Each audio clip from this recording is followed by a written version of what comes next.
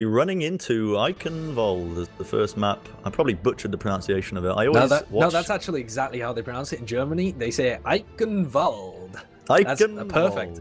That's absolutely perfect. Thank you. I've been practicing, not really, but yeah, it's always interesting watching different casters have different takes on it. Usually it's the American ones that end up just butchering some form of pronunciation with the Germans, not calling out anybody, kind of calling out somebody, but I don't know. But we can get these hero picks and bans underway soon enough. Hero picks and bans. Hero picks and bans. We're playing a completely different game now. We're playing a MOBA now, apparently. No, I'm just not thinking straight. No, we're going to see these hero picks coming through, and we can get some early ideas as to what the players are going to want to run and whatnot. So Immortals, if they stick with their current defense, which it looks like they might because they're just completely rolling out and setting up the defense, are going for very much a tanky composition for this first defense. Yeah, they tend to be better when they play with the triple tanks, or historically it's been what they've been most comfortable on, especially with agilities on the Roadhog. Hyped is a very good off-tank player as well, so and Nomi is actually a phenomenal Reinhardt, so between the three of them, they have a very good grasp on how to play the triple tank setup. And then Grim Reality is a good flexible hit scan DPS player that can go on a lot of these different heroes and be able to really deliver for the team. So we'll see whether they switch it up to a 2-2-2 later on with agilities perhaps going over to Genji or something, but for now it's going to be the tank to defend as we go to our first map of this fixture between Immortals and CLG. As expected, it's going to be CLG running that Pharaoh Mercy once again. Hydration high up in the skies with those damage boosted rockets. Good read by Immortals there to pull out D.Va on height, just to counteract that to a certain degree, but they're going to be rotating and moving around. Nomi is getting very aggressive right into the face of CLG right now, seeing if he can work his magic, but those rockets are doing a number on the shield, contesting it fully. The leap in happens there. Pylyshyn just trying to search for an opportunity. Biogrenade is going to get committed, doesn't actually quite find a kill, but Hyped is going to get de-mech'd out. They're playing back behind the point so far, but not actually finding the openings they really require here, Sideshow.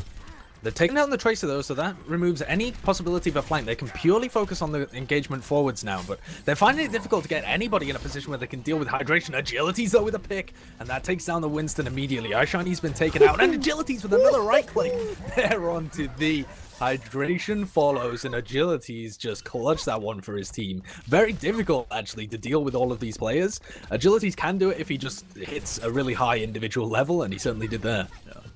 I actually rate Agility so much as a player. I think he's pretty good on most roles, Roadhog especially one of them. So as you saw there, popping off the days, the right clicks in mid-air, brought down the Mercy, brought down the Pharaoh, didn't stand a chance. And now we're seeing, once again, the defense are just backing off onto the point so far. Immortals not really wanting to take too many opportunities, but CLG now going for the counter-attack. They move into the back. Pulse Bomb does connect from Waffle-tastic onto Verba. That's an opening for them. It's going to be no Lucio. That's no sound barrier either, but Grim Reality picking up so many kills. That's insane. The Helix Rocket onto Hydration. That was unbelievable from Grim Reality. He just sneaks around the back end there. Instant Helix Rocket follows it up with some crisp headshots and body shots. And they won that fight without having to use any of their ultimates apart from that nano boost. And with Verbo dying really early on there, I thought that would get a bit risky for them. But the ult didn't quite come up early enough, and V didn't have his Resurrect to be able to commit to the fight. But now they're going to have it. So a slightly different approach here from CLG. Absolutely, they do have ultimates to use, and they could initiate in with the self-destruct, try and pick up a few players with the damage boosters rockets when they try and move their positioning out of the way, but for now, a lot of ultimates to use on the side of Immortals as well. They've got tons of stuff to try and take them down. I feel like CLG need to bring down Verbo almost immediately, otherwise they're going to be really struggling to break through the sound barrier that they can pop off. They're moving forward. The self-destruct is going to initiate here for CLG. Doesn't actually bring down a player. Finally, Verbo brings down. Huge Earth Shatter from the side of Nomi. Two players. The pin charge will find Waffle-tastic, but here comes the Resurrect. The reset of the fight now. CLG looking to take it even further, but is it going to be enough? Self-destruct once again comes out, but this time for the side of Immortals, and not finding the picks, but CLG certainly are, as they are popping off left, right, center. Hyped on the last man standing. He's just trying to contest the point for as long as he possibly can, but it will be Mikado is the one to bring him down eventually, and this will be a full-on cap, and we are going to move into this street phase of Eichenwald. And nicely played by CLG, and you see that V here is able to get so much more value out of his Resurrect because he's not playing against a team that has any ability to flank or get onto him, unless Hyped is playing really aggressive and trying to just pick off the Mercy really early on in that fight, which is a risky way to play and is probably just going to get you demech'd instantly. Then they have nothing else really to deal with it. They can't pick off the Mercy early, they can't reduce that the Resurrect, and now they're in a position where they've got the ults to be able to defend, particularly that Nanovisor is going to be crucial. Ooh, Hydration might just be trying to dive into the belly of the beast there. They're going to be moving in as well. It's going to be the Nanovisor used actually onto Grim Reality, trying to find the kills. They do pick up Mikado. Are they going to get any more? Hydration actually utilizing that barrage to its fullest extent. Brings down Nomi and Aethan. That's huge. Bringing down 2 crucial picks. And there are no other abilities to really try and reset this fight. Still, Grim Reality is on the high ground. He gets rocketed up into the air, but half HP should be able to get out alive. Indeed he does. Just sprints away. Still, this was a one fight once again for CLG, and they still have ultimates to use moving into this. I mean, what do Immortals really have? They've got an Earth Shatter that's about 40% away, but nothing to appropriately defend it from. I guess Agilities is going to get his whole hog up soon, and that could do a decent amount of work, but they need to bring down Lee, who is on that on the Mercy. That Resurrect is not going to be good for them. They need to try and bring him down almost immediately. iShiny's up there at the moment, just smacking them all around, but he's essentially delaying them because this card is getting stealth capped. There's nobody there to block it. Nomi's definitely trying, but he's too late. Oh man, that checkpoint 2 should not have gone down so easily. But they're playing so much more of a mobile composition, but they're also playing more of a flanking comp that's putting a lot of pressure on them as well. iShiny and Waffletastic, although iShiny's now swapped, but when he was on Winston, Waffletastic putting a load of pressure on them, and they've got nothing to reply from Immortals. The Grim Reality playing the Soldier 76 and Agilities on the Roadhog means that they all have to play kind of in a blob death ball behind the shields, and if he's not hitting those things, the hooks, he's not going to get it. Wow. What was that from me? That was a great self-destruct. That was something that you see planned, almost like the pre-grenade. Still moving into this fight. CLG seem to be losing it, but with the Resurrect will reset it. Lee pops it off, gets off a decent one. Nomi only collects 1 with the Earth Shatter, doesn't even claim the kill. It was only onto Mikado. The whole hog popped off by Agilities, doing a decent job of trying to fend off CLG for now, and they are finally picking up the frags. As I say that, D just runs into them, tries to basically respawn with the rest of his team, and it will be the defense from Immortals. I kind of expect that. They had tons of ultimates to burn, and I think the best thing for them right now, and the best thing about that, is that they do have a sound barrier. They've got Grim Reality with his attack visor and also the nano boost, so they can use that in conjunction to get another solid defense. I love this from CLG. They're switching up their composition immediately because they know that they just have one thing that they need. They switching to a composition with lots of different win conditions here. They've got the Blizzard, they've got the Graviton to work with, lots of really impactful ultimates, and they've got 2 minutes to work with, so they can afford to charge them up. They can even do a dry push here and try and force out the nano visor. If they get really deep into them, iShiny and Nomi trading out with the charges as well. Here comes the nano visor as well. They're not going to invest any ultimates into this one, just force them out of Immortals, and now they'll be in a much better position when they get their ults up next time. Minute and 45 seconds. That was so well played. The Mei pick coming out into the final moments there for CLG, utilizing the wall to just block off the high ground from the Soldier 76 and Anna. That is smart. That's what you like to see. That's a team that have done their research at the end of the day. They know that they're going to be going up against that. They knew that Immortals were not going to be making the switches, and they actually forced them to use that nano combo. So really well done to them. Now CLG not wasting any time whatsoever. They move in. You got the shield. The hog gets used once again by Agility. Is going to be trying to tear through them, push them back for now. But CLG, they do have a few abilities to use if they so wish, but that was a hook by Agility. What is that? Collects Waffletastic, adds him to his collection as general. What was it? I've completely forgotten the prequel meme that I was trying to refer to, but he got deleted off the map, by the way. But, General Grievous, that's the one. Yeah. And now they're pushing up really far, and this is well played now from Immortals, because now that they're into a section of the map that's more based around the tanks, the fact that they had their ultimates to work with right from the beginning and kind of got shoved all the way back and couldn't take a fight in checkpoint 2 has worked out in their favor for delaying this. Another hook onto Waffletastic. This time he gets the Zarya bubble and he's going to survive, but only for an extra 2 seconds. iShiny with the Shatter reply coming in from Nomi. This self-destruct could catch a couple of them, but iShiny's there with the shield. They use another ultimate as well. The nano boost goes out onto Mita, but so far CLG have just got nothing from it. Yeah, that was really, really risky. Nomi did an excellent job of bucking off that Earth Shatter. Still, they're going to be using the nano boost on height. Don't know if I agree with that, but they're trying to win the tail end of this fight. Was that really necessary? Possibly not. It was only 2 more players remaining. Though. 14 seconds, yeah. I always get stuck up on this. That is at no time really for CLG to try and make a play. They've got ultimates to use, but they're fully playing them all the way into their spawn points. They're moving in. The charge comes in the last minute attempt by iShiny. They're moving with the Blizzard as well, but Grim Reality has already taken down so many players, so it is too little, too late, and it will be, well, CLG putting up a decent effort, but not getting it the full length of the way on Iconbolt. Yeah, although I like the switch off from CLG in terms of the heroes and the composition that they ran at the end, I think that that comp, they definitely had time to work with, but Immortals played it defensively really well, where they didn't give them any room. They didn't allow them to press up and actually take long extended fights to build their ultimates. They kept chaining individual tempo ults so that they knocked CLG back outside, and they only had one Blizzard that entire time and one Graviton, and both of them were invested in like the final fight when it was just throwaway ults, because at that point you've only got 30 seconds to work with or something, and nobody was in a position to use them. But overall, Eichenwalde is a difficult map to complete, and that wasn't a bad distance for CLG. Yeah, absolutely. I think we're putting a little bit too much pressure here on CLG. This was their map pick, was it not? I believe it was, yeah. So, I mean, it wasn't probably the best showing that they were appreciating, but as you mentioned, it's one of the more difficult maps to get a fully completed run on, and they had really an excellent showing as they were moving through the streets phase, and it seemed like the momentum wasn't really slowing down. But Immortals, definitely well played to them. They put up a very solid defense in that final checkpoint. However, it is very, very difficult to push through, even with the recent changes they made. I'm not sure how recent these are now, actually thinking back. It might be a few months ago, but the changes to the door so it doesn't reclose means that it is a lot easier to push into that final checkpoint, but still one of the more difficult ones in Overwatch by far. Let's take a look at the defense side here. So it's going to be CLG setting up, and again, as we expected, setting up with the Pharah Mercy. They've got Hydration on the Pharah and D on the Mercy. They're also running a Diva in conjunction with that. What's your opinion on this sort of composition that they're running, just quickly? I like it. It works really well into the tanks, especially into the triple tank. What they don't know is that Immortals are planning to dive onto them to begin with, and it's not so good against the dive. You can really win the ground fight before the fight's even over, and if they focus on picking off V in the middle of the fight and just kind of ignore hydration, they could end up with a fairly early win and snowball some ults.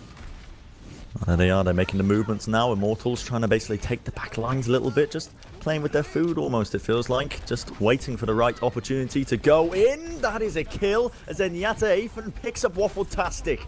Haven't really seen that in a while, but there we go. Picks up the initial kill. Agilities follows it up with a quick and easy, dirty little frag. Headshots onto Mikado.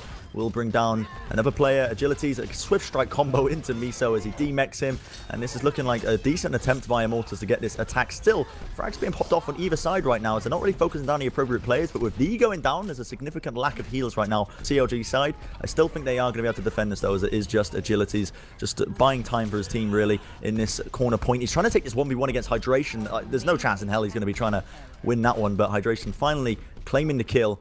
But the good thing about that is Agilities did buy tons of time for his team to try and pop in here, and now they have got once again another decent foothold for the next push, as Agilities is already up and he's already moving in with almost a Dragon Blade ready here, Sideshow. Yeah, they don't really have anything to reply to that with either. Both of the support ults only halfway to being built. Hydration's got his barrage, but I mean that more often than not just leaves you as a sitting duck. So it's on Immortals to try and engage here. Agility's 97%. Nomi's the first one to get a little bit of position, but Barrage comes in onto Nomi, see if he can leap away from that into the air, gets sliced and iced. But Nomi falls. Agilities picks up 2-3 now with his Dragon Blade that he managed to get a lot of value out of. He has been picked on 90%, getting close to the ultimate there, but not enough to save the rest of the team. Styling on them. Immortals to go for this last push here. Waffle-tastic is going to go down. The Primal Rage is used by Pylyshyn to contest the best of their abilities. He's now going to jump straight back in, but he's almost going to be made into mincemeat almost immediately. Mikado, again, another last-ditch effort as they're trying to run on. It's just the stragglers at this point from the side of CLG, just buying as much time as they possibly can, as all the members of Immortals are currently up, waiting for them. And they are going to be able to get the cap for this first point on Eichenwalde. So they move into the streets phase now with actually a few staggered kills off the back of it as well. Grim Reality winning the 1v1 against Waffle-tastic. He's so far forward, almost in their spawn, it feels like. However, ultimates to use on the side of CLG. They don't know but where I think Shiny is. He was just up on this battlement for ages and they had no idea, and he somehow manages to get the pick on Aethan anyway, even after they find him. Oh man, the sneaky, sneaky Winston. But this is such a spread out fight. They're using the self-destruct as well, committing to this one. And they only have one guy. Verbo just sat there on the point, AFK, winsing it up. But sending out a tweet or two. Yeah, but that's going to allow the rest of the CLG lineup to retake position. Eichenwalde can be sticky in this manner anyway, because there's a lot of different ways of moving around this castle. But for now, Immortals getting into a decent position. They've still got a lot of ultimates to work with. This is a really strange attempt, because Pylyshyn was in the back just contesting the cart, so they didn't actually get much time. And Immortals were trying to spawn camp them this entire engagement. And now finally the fight is being taken really in the streets phase where it belongs.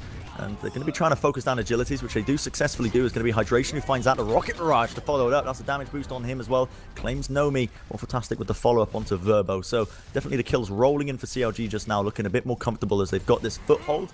However, the thing is, Immortals have tons of ultimates to utilize here. Agilities has his Dragon Blade. I think what they're waiting for is if they can get a pick onto D before he can get his Resurrect off. That's really the crucial entry go point for when they really go all out with all these ultimates. Or they can pair up either of their support ults, particularly the Sound Barrier with the Dragon Blade, and just go straight onto the anytime they like. But Waffletastic's doing a great job here of putting the pressure onto Agility, so he can't get in position to do that at any point. They've had to use the Sound Barrier, both of their support ults actually, and out comes the Dragon Blade. See what Agility can get. He started with a pick on the Mizo, see if he can get onto the D. He can't quite, only on about 50 health, but manages to get in the res, and now it's a 6v6 fight, and no support ults up for Immortals. Super well played there by Immortals. They by CLG at the same time is both teams still taking this fight as Hydration and D are still in the skies raining down the hell, but I think this might just be their demise. Oh no, Hydration comes out with a barrage, pops off with that damage boost, does claim 1 kill. They just can't seem to bring down this Fire Mercy combo. It's honestly ridiculous. They're taking so much time, and they've honestly bought so much time for CLG as well to come straight back into this. Immortals are still not trying to give it up without a fight. Still 2 minutes remaining. Has the call been made to reset this? No, the players are suddenly back in. It's this never-ending fight that seems to be kicking off here around his payload. Eyeshiny moves into the back, tries to try and basically pull a few players back so they can take the fight onto the point. Immortals are firmly sort of placed around the point now, just trying to push it in as much as they possibly can. Self-destruct's going to get committed as well. One of the scrappiest fights I think I've ever seen in Overwatch right now, as it's just never-ending. Eyeshiny moves his way around. Finally, CLG looking like they're slowly on the receiving end, or just basically dishing out the pain rather than receiving it, and they have managed to find their footing in this defense. And they are going to be able to reset the fight finally to a hold. Oh my goodness. Yeah, I think that fight kind of broke down into a couple of stages. First of all, they kill most of the CLG players that are around and just leave the Fire Mercy, so they feel like they can take the rest of the fight. Then they eventually kill the Fire Mercy, but the spawners come in, so now they're battling the spawners without the Fire Mercy. It's like 2 separate portions of CLG that they were fighting throughout that time and kind of alternating between the two. But eventually the spawners came out in favor of CLG and they were able to kind of take that one, and now Immortals aiming to take the high ground, and in comes Agilities with that Dragon Blade. He's so weak though, not pairing it up with any support ultimate. Just a pick onto the Diva, but what else can he get? He's not in a position to take out the Fire Mercy combo, but Hype does that for him. Grim Reality got a crucial kill onto D there before he could get the res off. That is excellent for his team, and I think Immortals now have a very solid chance of pushing this all the way in. They've already got, who is it there? Verbo on the cart himself, just pushing it all the way in. The Primal Rage is going to get used here by Eyeshiny to just contest the point to the best of his abilities, but Nomi's got one of his own, and he's just made basically Waffletastic into mincemeat once again, pummeling them down. He knocks Miso off as well in the mech, so he's claiming kill after kill here. Hydration utilizes the barrage into the backlines there as well, so they have brought down Verbo, and that is going to be a missing Sound Barrier. Mikado ends up falling to the self-destruct as well. One of the scrappiest fights again that we're seeing in these street phases. This Resurrect comes out from the side of CLG to try and bring these remaining players up, and it looks like it might be a successful defense, but with the overtime ticking over, Immortals are forced to use the ultimates. They need to get onto the cart. They use the Sound Barrier to try and buy some precious time. Verbo's trying his hardest, but I think right now it is too little too late. CLG will be able to claim Eichenwald with a very, very solid defense in the street phase. They were playing the spawners so well that game. Yeah, they definitely weren't afraid to take fights using their spawners. They didn't back off at any portion there. They're buying time with their Fire Mercy for their spawners to come back in, and then when their spawners are there, you know, it's much more difficult to get onto the Fire Mercy and cycling that around. And at no point Grim Reality was able to get onto their Fire Mercy. Every time he tried to get a position up onto the battlements, he was just spammed by Waffletastic, who was getting around and really being a pain from behind. So that's a well thought through composition that works to the strengths of CLG. Agilities just went ham here, didn't he? We didn't really talk. I mean, I actually did mention Agilities quite a lot. I was about to say we didn't really talk much about him, but no, we talked an awful lot about Agilities and the impact he had on Genji. But that was insane play, just really putting an end to the Fire Mercy, utilizing the, of course, Swift Strike resets every time he got those eliminations to take down the Fire Mercy combo of CLG. Still wasn't good enough. CLG ended up winning it in the end. And the next map we're going to be going into is Numbani. So second time we are seeing Numbani today. Well, just a note about Agilities there before we move on to Numbani is that Agilities was definitely playing his individual heroes really well, and they needed him to be delivering in those fights to be able to use his Dragon Blade and actually deal with the Fire Mercy, so that you've got some way of dealing with them that's quicker than just kind of eventually spamming them down after you bait them to the point and kill all the rest of their team. But the problem was that Waffletastic and Hydration were putting a lot of pressure on their back lines, and that was meaning that the supports were never in a position to actually help Agilities get in place with his Dragon Blade. Whenever they had a support ultimate, be that the Transcendence or the Sour Barrier, to be able to use alongside Agility's Dragon Blade, they got it forced out incredibly early. So CLG had a really good read on when they had those active, and were putting a lot of pressure on their support line with Waffletastic, particularly when that was happening. And that was putting Agilities in a real sticky position, because he had all the tools to work with. He just couldn't get in the place to be able to use them properly. So, but that's credit to CLG for making that happen. Forcing their hand a little bit there as well. So I believe both teams are ready. We will be diving into the next map shortly. Is it CLG are actually going to be on the defense here for Numbani, first of all?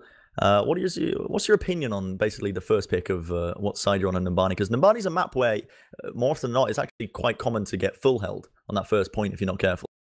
Yeah, it can be not more often than not, but it definitely can be. It's like more often than on certain other hybrid maps. Right. Yeah. Numbani can be more difficult to push the first point of. Particularly, I think if you don't have a strategy, or the other team has a composition that kind of counters yours, and you get stuck into feeding them ultimates in the first push when you don't quite know how they're set up, and then once you have the plan, you're then at an ultimate disadvantage. So it can snowball against you in that kind of sense. But I gotta say that CLG should have, at least on the offense, a pretty good setup just with their default composition, because I assume they're going to be running with the Fire Mercy the whole time anyway, which is fairly reasonable. It's going to be a little difficult to approach Grim Reality down this main avenue. But then Waffletastic has been getting behind with his Tracer repeatedly. And that's something that Immortals are really going to have to watch out for when they're defending. Because if you manage to flank him behind and pinch them in this tunnel when when Hydration and Dia are approaching him from the front, that's going to get super sticky for Aethan and Grim Reality as they post up there. But it's not them on the defense to start with, it is CLG, and for the moment, I mean, we certainly could be seeing the Torbjorn come out, but not from iShiny, I would I would imagine. The Torbjorn, it's not really better in North America. It could be a very risky thing to try and pull out. If it doesn't go well on the first fight, then you don't build up the armor kind of momentum or the so you can end up being a severe disadvantage if the first fight goes badly. It's a risk that a lot of these teams don't want to take. So they were teasing the idea of the Torbjorn, but iShiny switches to the Hanzo. Whether or not they still actually go with it is yet to be seen. But yeah, it can work on Numbani first. Yeah, he's just swapping to whatever he feels like it. But I mean, if we are going to focus on Torbjorn for a small time here, iShiny now finally switches back to the Winston. So he's going to be going back to that signature role, and it's going to be the 2-2 with the Fire Mercy for CLG on the defense. I actually really like this combo. Yeah, I like this combination really quite a lot, to be honest, because Numbani, you need a lot of mobility, and it's one of their comfort picks as well. Yeah, I think one of the issues with it is that if your Fire Mercy gets picked, then you don't really have another stable thing to fall back to. Waffletastic's just kind of a harass DPS hero, and most teams will run like a Soldier 76, so you've got consistent damage that's coming from the high ground. They're running a triple tank over on the other side. Look at that. That's a great concussion blast. Boops two of them down. That surely is going to be an early fight, early victory for CLG. Position has been completely denied. That's exactly what they wanted. They still want to make the plays, though. Hydration has picked off Agilities, and Nomi charges in. A last-ditch effort, I think, to get something out of that initial push. And the call has been made. Immortals, they cannot hope to really contest that whatsoever. They back off fully. And CLG with another solid defense. And this is that trouble, the thing that we were discussing before, where you lose the initial engagement, suddenly the defending team has a big ult advantage. And look at that already. D is about 40% away from his Resurrect. That builds incredibly fast. Hydration almost with the barrage as well, 40% away from them. Nomi is the only person with any significant charge with 60% on the Earth Shatter. And look at this. This is an interesting strat by Immortals right now. Just speed boosting all the way around. They want to take a fight in the street section behind them, trying to wrap around fully. Maybe playing around the hook cooldowns. They do manage to get one onto Misa. That's pretty big. D-meching the Diva can be quite big when they're trying to take this first point, but they're not really contesting the point for now. Finally going to start start moving onto it with Nomi and Hyped. The post bomb connects though. It's not going to bring Hyped out of the mech. Hydration utilizing his barrage as well into the back, brings down Affen. Still, this fight continues. CLG doing a decent job of defending this, not really giving up the high ground, just picking off players wherever they possibly can. Agilities is trying to find players with his hooks, but right now as this fight is tailing off, the soundbar are used by CLG as well, along with the whole hog. Agility's got them trapped in the corner. This is excellent usage of the whole hog, but he will go down eventually. I think even if the point is being contested here, CLG do manage to defend this.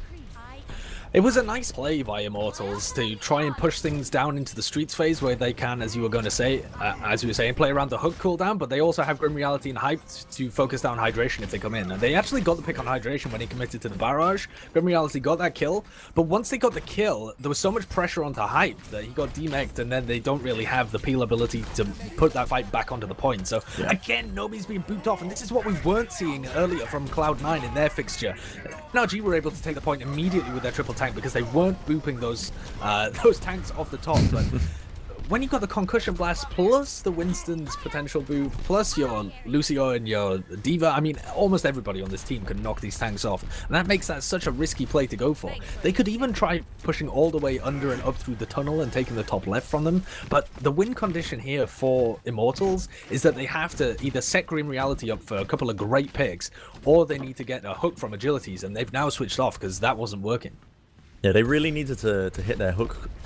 Basically, essentially, Agilities needed his hooks to be on point. Really, he was only picking up Miso here and there, but now finally they're making the changes. It's a Pharaoh Mercy battle straight in the air. Ultimates being exchanged absolutely everywhere. It's the sound barrier by CLG. They're looking to defend this even further, and they are definitely getting the kills to match it. Not actually finding too much there. Grim Reality goes down with the attack visor, and this will be, once again, another one fight here for CLG in the final moments of this first Numbani defense. This is what I'm talking about. Numbani, one of those really quite hard to break into maps as soon as you fail that first defense, because you're almost perpetually at this disadvantage.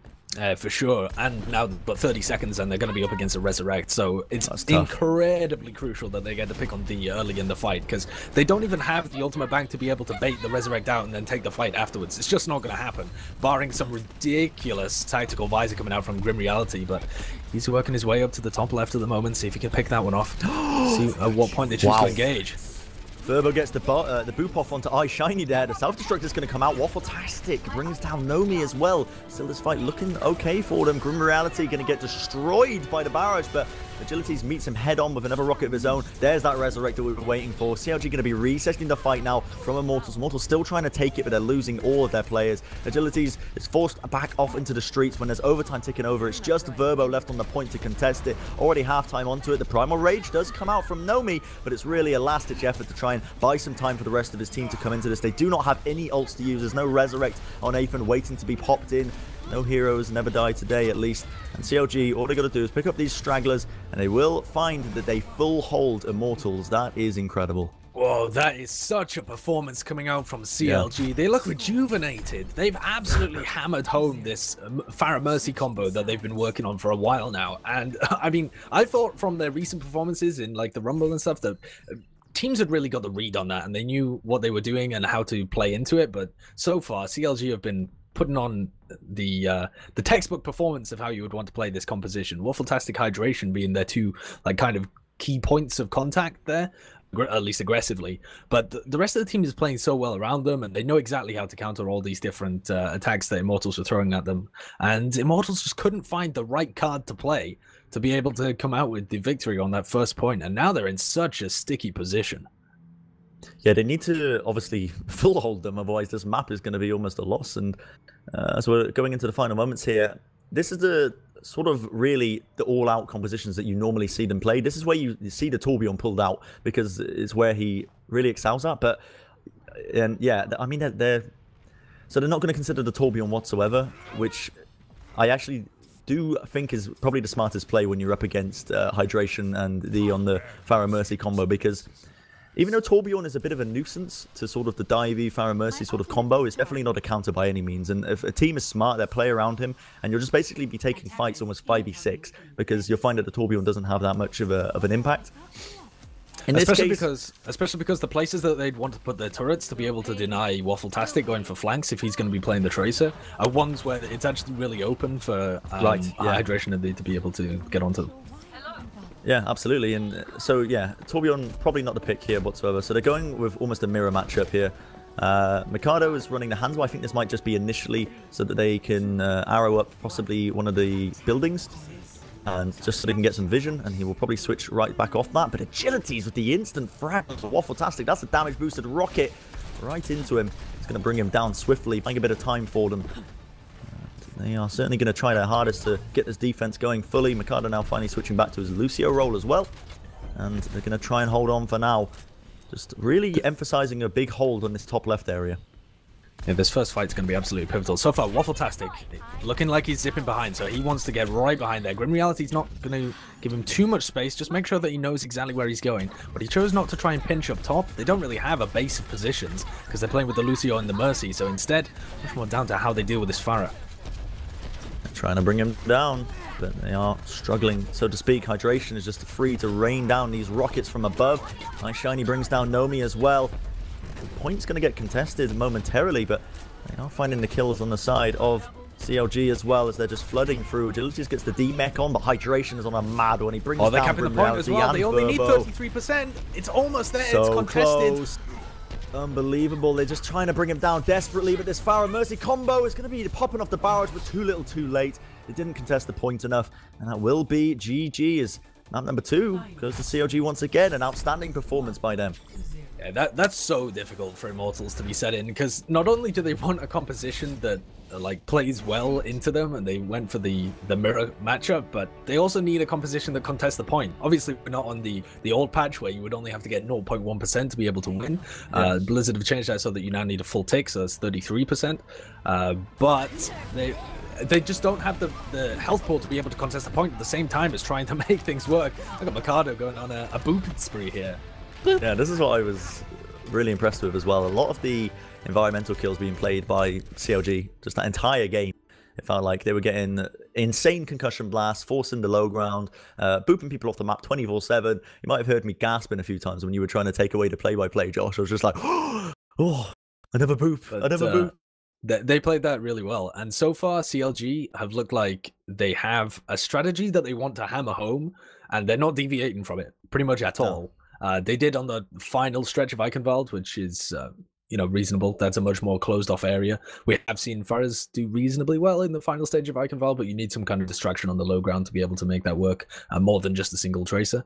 And this is going to be interesting, because now we get the matchup on Lijiang Tower, which I think I would have definitely said would go over the way of Immortals. But really? Yeah, like coming into this, but yes, having seen how CLG have been performing, especially when you consider like the ability of teams to play Pharah, certainly on the garden stage and the control center, then they could definitely make something happen here. A 3-0 upset of Immortals would be unbelievable to start out this tournament. Yeah, it would be incredible, especially because I think we were both considering, and ZP and Hex as well. I think they would consider that Immortals were going to be one of the top teams coming into this. CLG just showing a completely different side to them. But yeah, no, I'm 100% with you on the fact that before this game even begun, Lijiang Tower would have probably pinned down to Immortals. But the way CLG are playing is phenomenal. They're utilizing the Pharah Mercy time and time again to the fullest extent, using concussion blasts for environmental kills, forcing the positionings. And Immortals, they're trying to deal with it with their own way. They were trying to mirror the comps in the final months of that Numbani game, but it just wasn't working out for them. They just, when you're off to that bad of a start, when you get full held on Numbani, the morale's going to be low, and you're going to be struggling to really find your footing, I think. So moving into Lijiang now, and another point to make as well is this. I think this was CLG's map pick as well. So really, it's going to be difficult for them. True. I think the advantage for Immortals, though, if we consider the way that these two teams have been matching up, the stylistic matchup that seems to work best for these two teams is when Immortals just go full out and try to dive straight into them and ignore the Pharah Mercy for the most part, try and win the battle on the ground, and then turn their attention back to them before. Now, that didn't work on Eichenwald when they were playing it, because they didn't have the space and position to be able to initiate into them to get their dive off. And their supports were getting pressured in the back line. They couldn't get Agilities in a great position, although when they did, he was really popping off.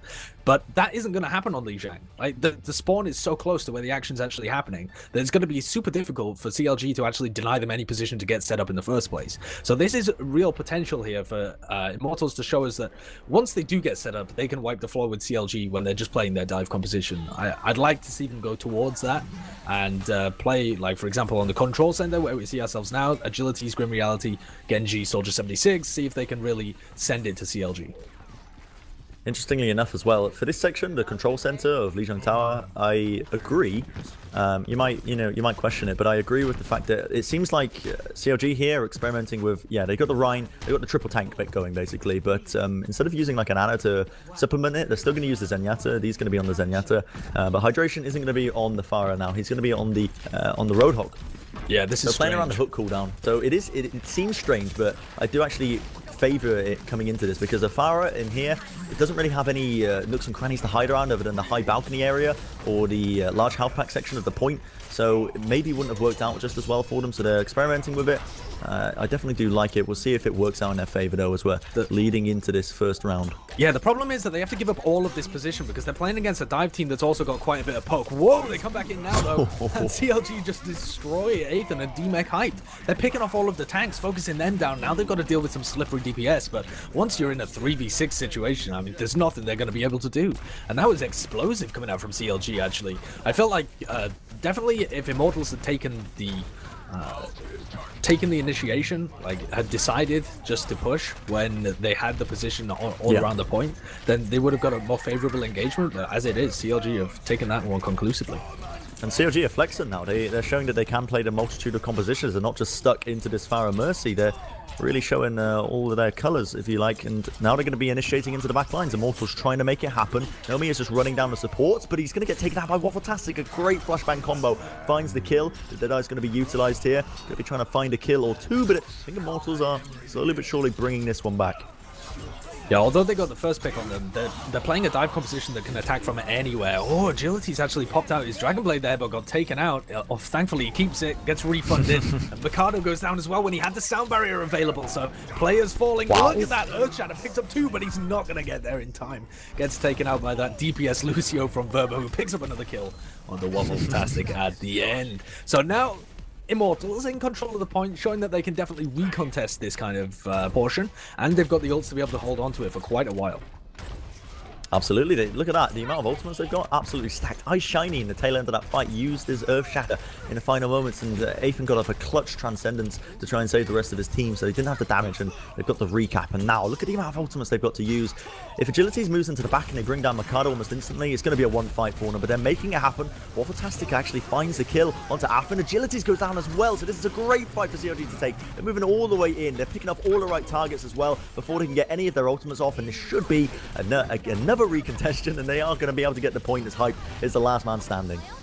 I don't know whether Hydration dropped from above there or just came from a flank, but he immediately found two quick hooks and quick deletions. Obviously, if you are playing the Roadhog, you're playing with such playing against people with such little health pools that you can just instantly delete people. But loads of ultimates. They didn't choose to use any ults there, Immortals, in that fight, but now they're in a bit of a sticky position. CLG holding really far up. Miso is the man to watch here. He's got that Graviton Surge on hand. It needs to not get 8 in the end, and he gets it. He collects it. That's going to be moving on to all three of them right now on Immortals. Verbo ends up getting a Samara off, though, and they find a kill as well. And was that a sleep dart I saw as well coming out from them? Immortals just turning it around. They pick up 3 kills. They're going to take the fight in the outer area now. Miso's going to get ran down. It's just Mikado, and he tries to basically escape. Agilities is hot on his heels, trying to take this 1v1 against the DPS Lucio, just running around circles. Agilities still popping off. Finds a kill onto Waffletastics, and this will be the recap with 94% remaining for CLG. So really well played once again by Immortals to retake that, and they have ultimates to use to try and defend it with. Grim Reality with the Tac Visor, Nomi with his Primal Rage, and even a self-destruct on Hype, so a lot of opportunities to make it work. However, they are going up against the Earth Shatter and the Pulse Bomb and the Nano Boost. Look at this flank from Waffletastic. He's got in all the way behind her, and he's got the Pulse Bomb. Hydration gets a hook onto Verbo as well, so these two flankers trying to do as much work as they can from CLG. The last two alive, though, around on the point with Mikado, who almost gets a bone boop actually onto Aethan and forces out the Transcendence. This is really well played actually by CLG. They've honestly played that to perfection. They didn't use any ultimates realistically. I don't think they didn't use... No, did he use Hydration's Whole Hog? I don't even think he had it. So they used no ultimates, and they managed to pop off several in response to it. Attack Visor went down, the Sound Barrier, and Transcendence. So they're in a very, very solid position to get this retake now. So Immortals are going to be sweating as they're moving into this. Shiny with the great Turf Shatter connects onto 3 of them. That's what we like to see. The Pulse Bomb from Waffle-tastic is just the icing on the cake as Verbo is going to fall. The Nano Boost, just for added extra measure, goes on to Miso to bring down these stragglers. The point is flipped, and with 99% overtime ticking over, I think this is firmly round number 1 going to be once again going to CLG. They have played outstandingly.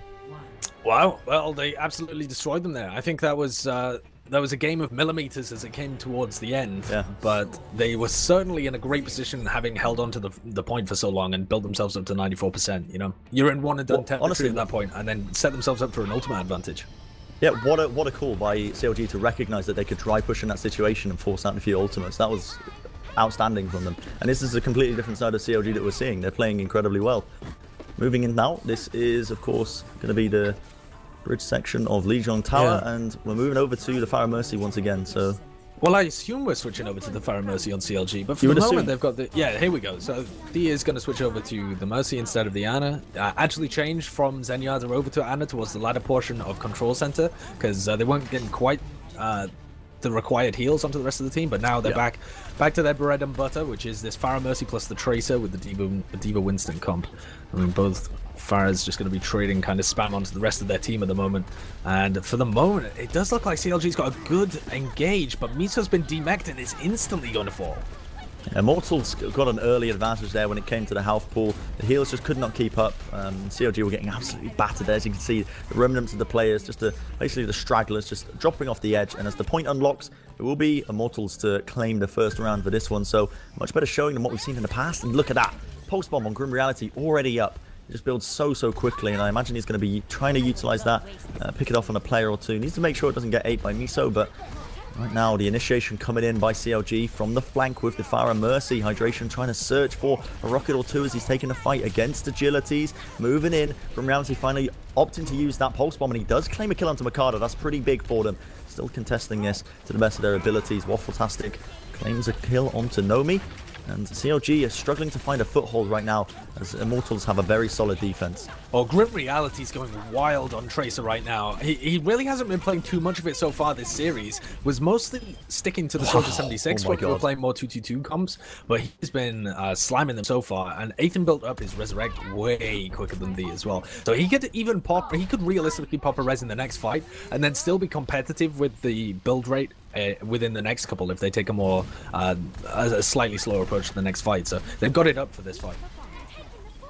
They certainly do. The initiation once again comes in from CLG. They're trying to flank from the back end, if you like, and see if they can force a fight onto the point. Agilities once again claims a kill onto Hydration. He's constantly winning these duels, it feels like, between them in the skies. Still the fight's being taken into the basically inner reaches of the garden section right now, and they do finally pick up the kill onto Grim Reality, and that is going to force out the Resurrect from the side of Immortals. The EVA Defense Matrix doing a decent job of denying Agility's barrage in the mix of it. Now finally the Resurrect going to be popping off from the other side as well, so it's a 6v6 engagement as it stands. The first kill going to be popped off as Verbo does end up going down. Waffle-tastic again, popping off for days, finding these kills, and CLG actually finally showing a few signs of life here as they are looking to win this. The ultimates, Nomi and Grim Reality actually died there without popping off their own ultimates in the midst of all this, so they do have an opportunity to recap this, but Immortals honestly are doing an incredible job of staggering this out. They are not giving them any room, and look at that, it's 99% overtime ticked over. That is this delay is crazy. It's crazy coming out from Immortals. They managed to take this all the way to 99. They can back off now. You know, they don't need to contest any further because they're in one and done territory, and the CLG have to hold it for another 100 seconds. But you got to remember, this is the last map potentially in this series, which is insane. If CLG take this point and then take another one, they've done a 3-0 sweep of Immortals. So this is, their backs are against the wall completely here. Immortals have to show a rejuvenated self, a new form, as we've started seeing from them here on Gardens. They're moving in though. Sound barrier comes out for the side of CLG, trying to defend them up if they potentially can. Lee is very close to a resurrect, so they need to be careful of that. So are both of these teams. Primary Rage comes out from Nomi. He DMX Miso in the midst of it. Waffle-tastic does get that crucial kill onto Agilities though before he can get off the barrage. Self-destruct gets launched into the mix as well. Not quite finding the kills with it. And Aethan dies. That's a resurrect gone. CLG are 100% most likely going to be winning this fight now. That was the crucial pick they needed to move into this. And Hydration, as you'd expect, absolutely destroying the opposition. Immortals did not stand a chance. Is he really going to go for it? Is he going to go for the second kill onto Agilities as well? Not quite. The team is there to back him up, but honestly, that is a standout performance, but they really need to be careful now with the Resurrect available, and also, I guess, Grim Reality with his Pulse Bomb. If he connects it onto a support, they could be in trouble. Yeah, the thing is, though, they didn't manage to force any ultimates out of CLG there. That's what they were going for, but they didn't get the res, they didn't get the barrage. You know, there's not even Chinese ultimate out, so there's so many things that could potentially go wrong for them as this point starts getting ticked up by CLG. Big fight around the point here. A rocket barrage coming in from Agility. He's going to find a couple of them. Huge amount of damage done to iShiny and Mikado. There's the res coming in. Aethan's still got his in the back pocket and uses it. So a fair 6v6 fight, but Hype's the first to fall. It does look like Immortals are getting the better end of this one. In the end, though, they've got both of their DPS players alive.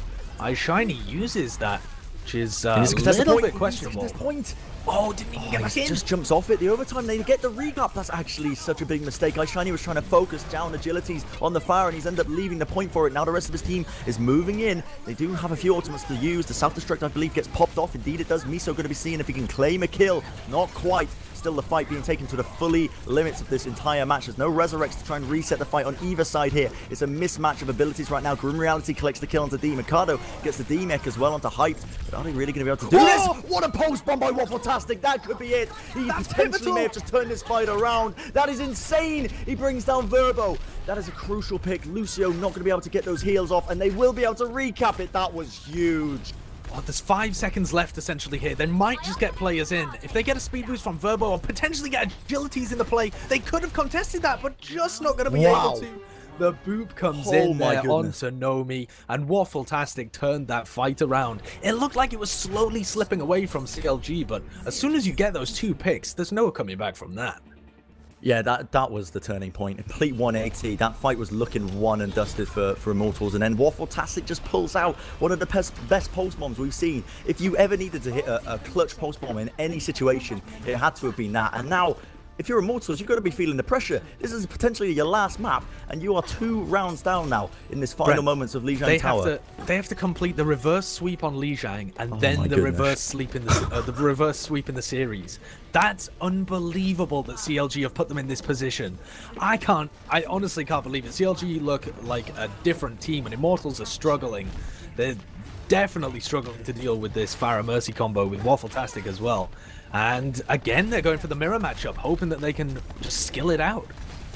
Yeah, different sides of the point going to be taken by both these teams, and they're immediately fighting in the right in the thick of it. Essentially, as iShiny finds the first kill onto Nomi. Verbo's in the back lines, but he might be mincemeat as he should get ran down, but no, there's new Lucio heals coming in handy. He gets healed up in a very rapid fashion. Still not many kills being popped off on either side, but Grim Reality finally decides to change that in his favor. CLG, though, they get the cap and they get this first point. Are they going to be able to hold on to it, though? That is the question.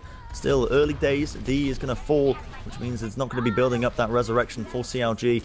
And Immortals look to be in the driving seat for now. As they pick up the final few members of this team, they are going to get the They were in the driving seat almost the whole time on Gardens as well, though, and then they just let it slip away from them. And CLG came back with a ridiculous comeback on the map. Just staggering Miso a little bit now, just making sure that those spawns are going to come in a little later, as both teams are on 13%. And the pulse bombs up for both teams. Not so much an ultimate that you keep track of, more just a constant annoyance. No, yeah. The traces build it up so quickly that you kind of have to expect that it's up almost all the time. Aethan's in trouble here. He's getting jumped on. That was incredible, actually. Waffle-tastic managed to get so much damage off into Aethan, and he's forced him all the way back. Pulse Bomb's going to be committed there by Grim Reality. Doesn't quite claim the kill for Immortals, but they're still going to be making it work. Waffle-tastic with a great shot, but Agilities comes out with the 2K. Waffle-tastic and Shiny falling in the midst of it. There's no Resurrect available to try and bring these teammates back up. And this is exactly what they needed. They're trying to force it out. The fight, the longer this goes on, the worse it is for CLG right now. And they're just slowly but surely just dying one at a time. And they finally can make the ball to get the reset as they jump off the edge of the map. So Immortals still in full control here. And they've got the ultimates to boot. That's the most important factor. Reses are going to be in for this next fight as Immortals tick their way up to 60%. And this is the point at which CLG need to flip it over. They've got a cushion in terms of rounds, you know. They don't absolutely have to win this one. This is Immortals to lose. In comes Agilities with the barrage. Ow. Hydration dunks a quick 2 rockets onto his head, but he comes in with the res, as does Ethan. Both res is committed here. And Pylyshyn is a very early death in terms of the second portion of this fight. He's both taking a bit of damage as the fight now centralizes around the point. CLG have got a lot of cap time as the self-destruct is contained inside that Winston barrier, but again, Agility's coming out with the 2K. And so far, as soon as they've switched him over to Farah, he has been delivering. Yeah, he's popping off this game. If there was ever a time for him to really perform, it would be absolutely right now. But Immortals have got such a long way to go. I don't want to call it just yet, but they are really showing some serious signs of strength so far. And now it's the last-ditch effort by CLG. They're going to contest the point. Pylyshyn uses his primal rage to just get a bit of touching time on it. Now they're going to be moving it with the soundbar as well. So CLG got a bit of more extra health to try and make some magic happen. They can try and take it away from Immortals in a 3-0 sweep. We will soon see, but this is really now all the Immortals show. They're trying to find these kills. Miso is destroying them right now on the Diva roll, finding the kills, the overtime ticking over. There's no Resurrect available for Immortals, and it will be CLG finally getting the cap for the second time this game.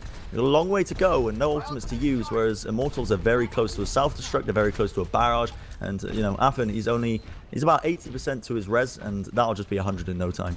Yeah, they're looking in a great position to recap here and win this next fight.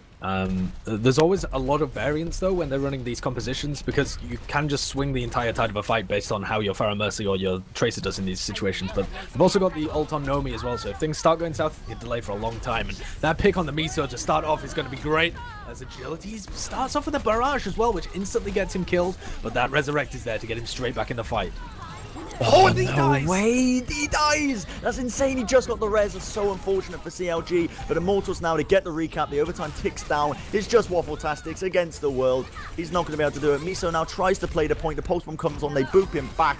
But he's just a little baby diva. What can he realistically do? Pylyshyn moves into the back. Finally, the spawner's going to be coming up from this. It's going to take one hell of a stagger for CLG to have any chance of trying to hold this off for now. Mikado, now it's his turn to try and die onto the point. Tries to get it off. That's a res from D. This could have turned it around. They're trying to make it work. Barrage pops off by Hydration, but he only claims 1 kill before going down. Now comes the sound barrier for the side of Immortals. It's the final moments of this fight. They pick up 2 more kills apiece. The self-destruct used. Is he going to claim any kills? Not quite. The overtime ticks over, and that will be Immortals claiming a much-needed round. And they've got such a way to go, haven't they? They need to reverse sweep this entire map and then reverse sweep the whole entire series. If ever there was a time for incredible mental strength and the kind of stuff that they've been doing at their team house in terms of, you know, working on mindfulness and making sure that you're not getting lost in the heat of the moment, making sure that you just reset yourselves mentally and come back into each round on its own, then this would be the time. But what a ridiculous path ahead of them, Immortals, to try and come back from this. 2 straight rounds they have to win here, and then another 2 maps, and they cannot have any room for error. There is 0 room for error here, and this is a stage that they lost previously. I just still can't believe that we're talking Immortals here, having to come back from such a deficit against CLG. You know, before this game even begun, we would have easily pinned Immortals to be the victors here, and they're just showing us completely what's what now. Moving in, it's going to be the tank compositions battling it out. Good bio grenade from the side of CLG does put the anti-heal onto all of them, and they are going to trade a few kills. Waffle-tastic popping off, claims 2 kills, hyped in agility, falling, but Grim Reality responds of his own. A little bit of doses of Tracer. I think it is Waffle-tastic who does come out on top in the end. Hydration with a beautiful right click brings down Burbo, and the point is now unlocked. Oh, Nomi, that was a pretty decent fire strike, and he has actually bought some time. Yeah, they're trying to go for it. The interesting thing here is that Immortals have decided to run with a more tanky composition, which is more the style that seems to favor them. It's where they've been historically more comfortable when they've been playing around the tanks. Agilities and Grim Reality on heroes that they're comfortable with as well in the 2-2-2, and it's much more even this first fight. In the end, Immortals coming out with the slightest edge that they've managed to push into it, but what a huge series that Waffle-tastic is having. He's popping off for days. Honestly, I'd pin him down as the MVP this game because he's created so much room for his team. The pulse bombs, everything, turning around fights time and time again. This Lijiang Tower, it seems quite one-sided, but it honestly could have been, you know, anyone's game, realistically. But Waffletastic has just been this edge that's been closer and closer. Now we're going to see the Nano Blade, I believe, popped off indeed onto Agilities, but he's not finding any kills. He's searching for the targets, but he can't quite get onto it. We're going to see Hydration using the whole hog to its fullest advantage, just pushing them all the way back. The point still being contested with about 3/4 of the way down so far. Waffletastic gets, I should say, Hydration with the hook combo onto Hype, claims that 1 kill, and it should be CLG realistically taking this one. Indeed they do. They flip the point once again, and they've got a few ultimates to use to defend this with. So yeah, they've got Ice Shiny with the Earth Shatter, Waffletastic with a Pulse Bomb of his own, and the with a Nano Boost. Wouldn't be surprised if they put this onto Miso to get him his Graviton Surge. I mean, in hindsight, Agility's going for the there was a very bad decision, because the rest of the tanks just pushed forwards to separate the distance, and he couldn't get the dash reset, he didn't even get the pick, and was just left stranded, wasted 2 ultimates plus his area bubble onto him. So now they have to re-engage in this fight. Here comes Miso, in with a Nano Boost of his own, pops off that Graviton, already caught 2. Great by Shiny. Oh, another Graviton comes back into them as well from Hyped, but it's CLG picking up all the actual follow-up, as Hydration and Ice Shiny slam their hammers and the scrap gun into them and just take the fight completely. Both teams on 40%. Wow, Grim Reality. He's still making it work. He's trying to dodge and juke into the back lines. I'll tell you what, this fight was shockingly close for the amount of ultimates that CLG have actually expended. They did not need to use Ice Shiny's Earth Shatter there, but in the final moments now, and look, an Earth Shatter here would have been absolutely perfect to try and recontest it, because they haven't even got the cap here. They're still moving in. We see Agilities with the Dragon Blade, moves into the back. Doesn't quite get the kill, but it's going to be the charge from Nomi that brings down Ice Shiny in the end. A hook combo. Agilities finally brings down Miso, and they are looking to recap this. Immortals still trying to put in the work. Hydration pops off the whole hog to try and zone them out to the best of his abilities, but Immortals are really just playing like a concise unit, and they have turned this around fully. Grim Reality still staying alive. Pulse Bombs coming off all over the place. Ice Shiny that was one of the last man standing onto the point, and he's going to be mincemeat to that Pulse Bomb. 600 burst damage is no match for the Reinhardt, and that'll be the recap. So Immortals playing that last engagement, honestly, especially well. Yeah, they're playing this 2-2-2 way better than the comps that we've seen previously from them. Ultimates aside, the actual bread and butter of how they're playing has been really good, but it's still CLG at 80% here, and if they lose one more fight conclusively, then that's pretty much it, and that's the series and the tournament life of Immortals. And Ice Shiny's insane. Ice Shiny's Earth Shatter is getting dangerously close to building up here, and that could be a game changer. They're doing it. They pop the Nano Boost onto Miso to try and put in a bit of work. Nomi gets the Earth Shatter off, connects it onto 2. That's pretty big. Does Ice Shiny have it? Indeed he does. He connects it onto 2. That is excellent. That's what CLG needed. They're still moving in Agilities with the Dragon Blade to the back lines, trying to burst down Hydration. He does get it. He's popping off. The Swift Strike ends Waffletastic's life, and Immortals, they have a glimmer of hope in the darkness right now with that final fight. It's ticking down. They're on about 90%. There are almost an ultimate up. Waffletastic is going to have that Pulse Bomb for this next fight, but he needs to go huge again. His team need to rely on Waffletastic on the Tracer roll. Well, they need to go huge here.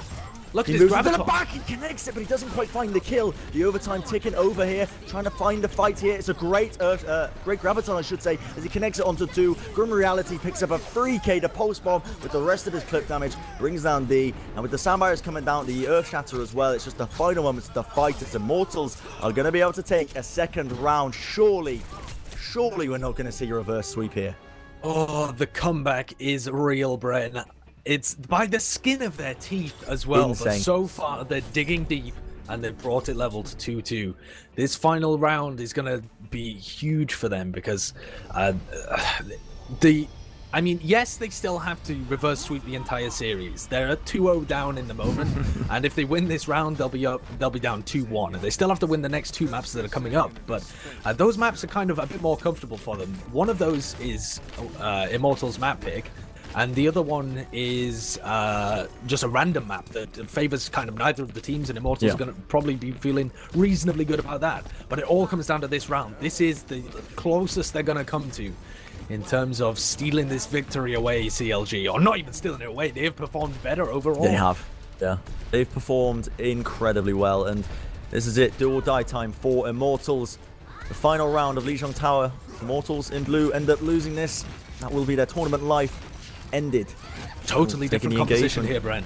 Absolutely, they're switching it up.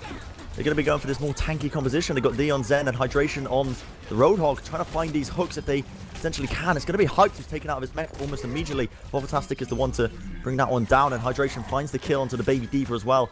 Now the point's going to get contested. Trying not to give them the time, but Immortals do end up actually getting this cap. And Shiny does go down, but it is Waffletastic with the big flank around. Brings down agilities, much needed. They're trying to focus down agilities on the Pharaoh, which is really their weakest point in the previous round when they were playing in this one section of Lijiang Tower. And look at that, CLG, they get the cap, easily done.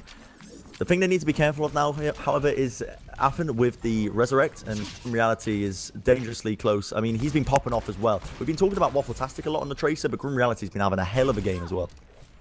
Especially in this comeback. I mean, in these last 2 rounds, he's been performing really well. Yeah. But at the moment, Immortals are giving them way too much position. And here comes the dead eye. See if Waffletastic can get anything out of that. Just zoning them out for the moment. Actually, that's going to deny any build-up towards the Resurrect and make sure that it's taken out of this entire fight. But players are still falling here. 3 players down for CLG, and it looks like even without that Mercy Resurrect, Immortals are going to be able to reclaim the point back and forth so far. But that just kind of delays this dangerous ultimate into the next fight. As soon as they lost those initial 2 players, you could have almost considered it a lost fight. And yes, Aethan going down wasn't the best scenario for Immortals, but they made the best of it. Didn't even need the Resurrect, so now they've got it for this next fight as well. Plenty of ultimates to use on both sides. We'll see if they can try and... Immortals have got to bring down Mikado before he gets that sound barrier off. Going to be trying to take the fight into the corner here. Finally going to be using it, but there's so many ultimates to use here. It's going to be a flashbang kill onto Verbo in the end. Agilities moves around the flank with the barrage. Can't quite find the kill he needs. Affen finally going to be popping off the Resurrect. Self-destruct onto the point, just delays them for a short few sweet seconds. And the cap is about halfway currently to CLG, but again, not looking so good as Immortals are really just slamming home their dominance here. Well, that's the advantage of the Mercy Resurrect, but now Aethan and Agilities are kind of in a weird position where they probably don't want to be on the Mercy. Like, they were running it assuming it was going to be a mirror composition. This isn't something that Immortals run because they love it. So having used their ultimates, if they had died there in the fight, we might have seen a switch off, but now they're going to kind of be committed to it because Aethan's already nearly 50% ult, so they're going to be sticking to this. Wow, look at that! That's unbelievable coming out from Nomi, and they're just going to get booped off the map. Oh my god, goodbye. You can't do anything about that. When you hit a 5-man Earth Shatter, what do? They just immediately make the call. All right, guys, we messed up. Come on, jump off the edge, and that is it. They reset it, but God almighty, that was absolutely huge by Nomi. If they needed a big play like that, it was now. In the final moment, it's 90%. They're moving in. There's ultimates to use here. Are they going to use the Transcendence? They do to try and initiate it in. Need to move their way all the way around. The sound barrier now used on the side of Immortals. Self-destruct going to be used as well. Waffletastic ends up falling for the side of CLG. They're trying to find these kills. Are getting popped off all over the place. Affen does die without the Resurrect, bearing in mind, but they're still digging in deep. Immortals trying to find the opportunities. Shiny with the Primal Rage does collect the kill onto Nomi. Miso with the follow-up as well. They might be able to flip this if they really just try their hardest here. They're finding the kills. This hype is going to go down. Grim Reality is the last pesky problem that's left onto this point. Now Verbo is forced off. The overtime's still ticking on, but it will be the reset there. And the point is flipped over to CLG just when they needed it most. What an incredible game we are seeing today all the way. The reverse sweep in this map, that is insane. Well, they're only 1% away from it, plus some change in overtime, and Aethan's got that Resurrect as well. Oh, Agility's taking so much damage. CLG are not just good at the Fire Mercy, they're also good at dealing with Fire Mercy, probably just because they know what counters their own strat when they try and run it. In comes the Self-Destruct, flinging that one as a Hail Mary, seeing if they can get anything from it. Miso's been playing a deadly diva so far this series as well. Lots of pressure there onto Nomi, as iShiny's got onto the Reinhardt as well, just to try and hold on to this point for as long as they possibly can. They have the res available on F, and they're going to be using it almost immediately to try and reset this fight. As soon as they got that kill onto Hydration, moving in with the barrage as well. Good sleep down to Agility.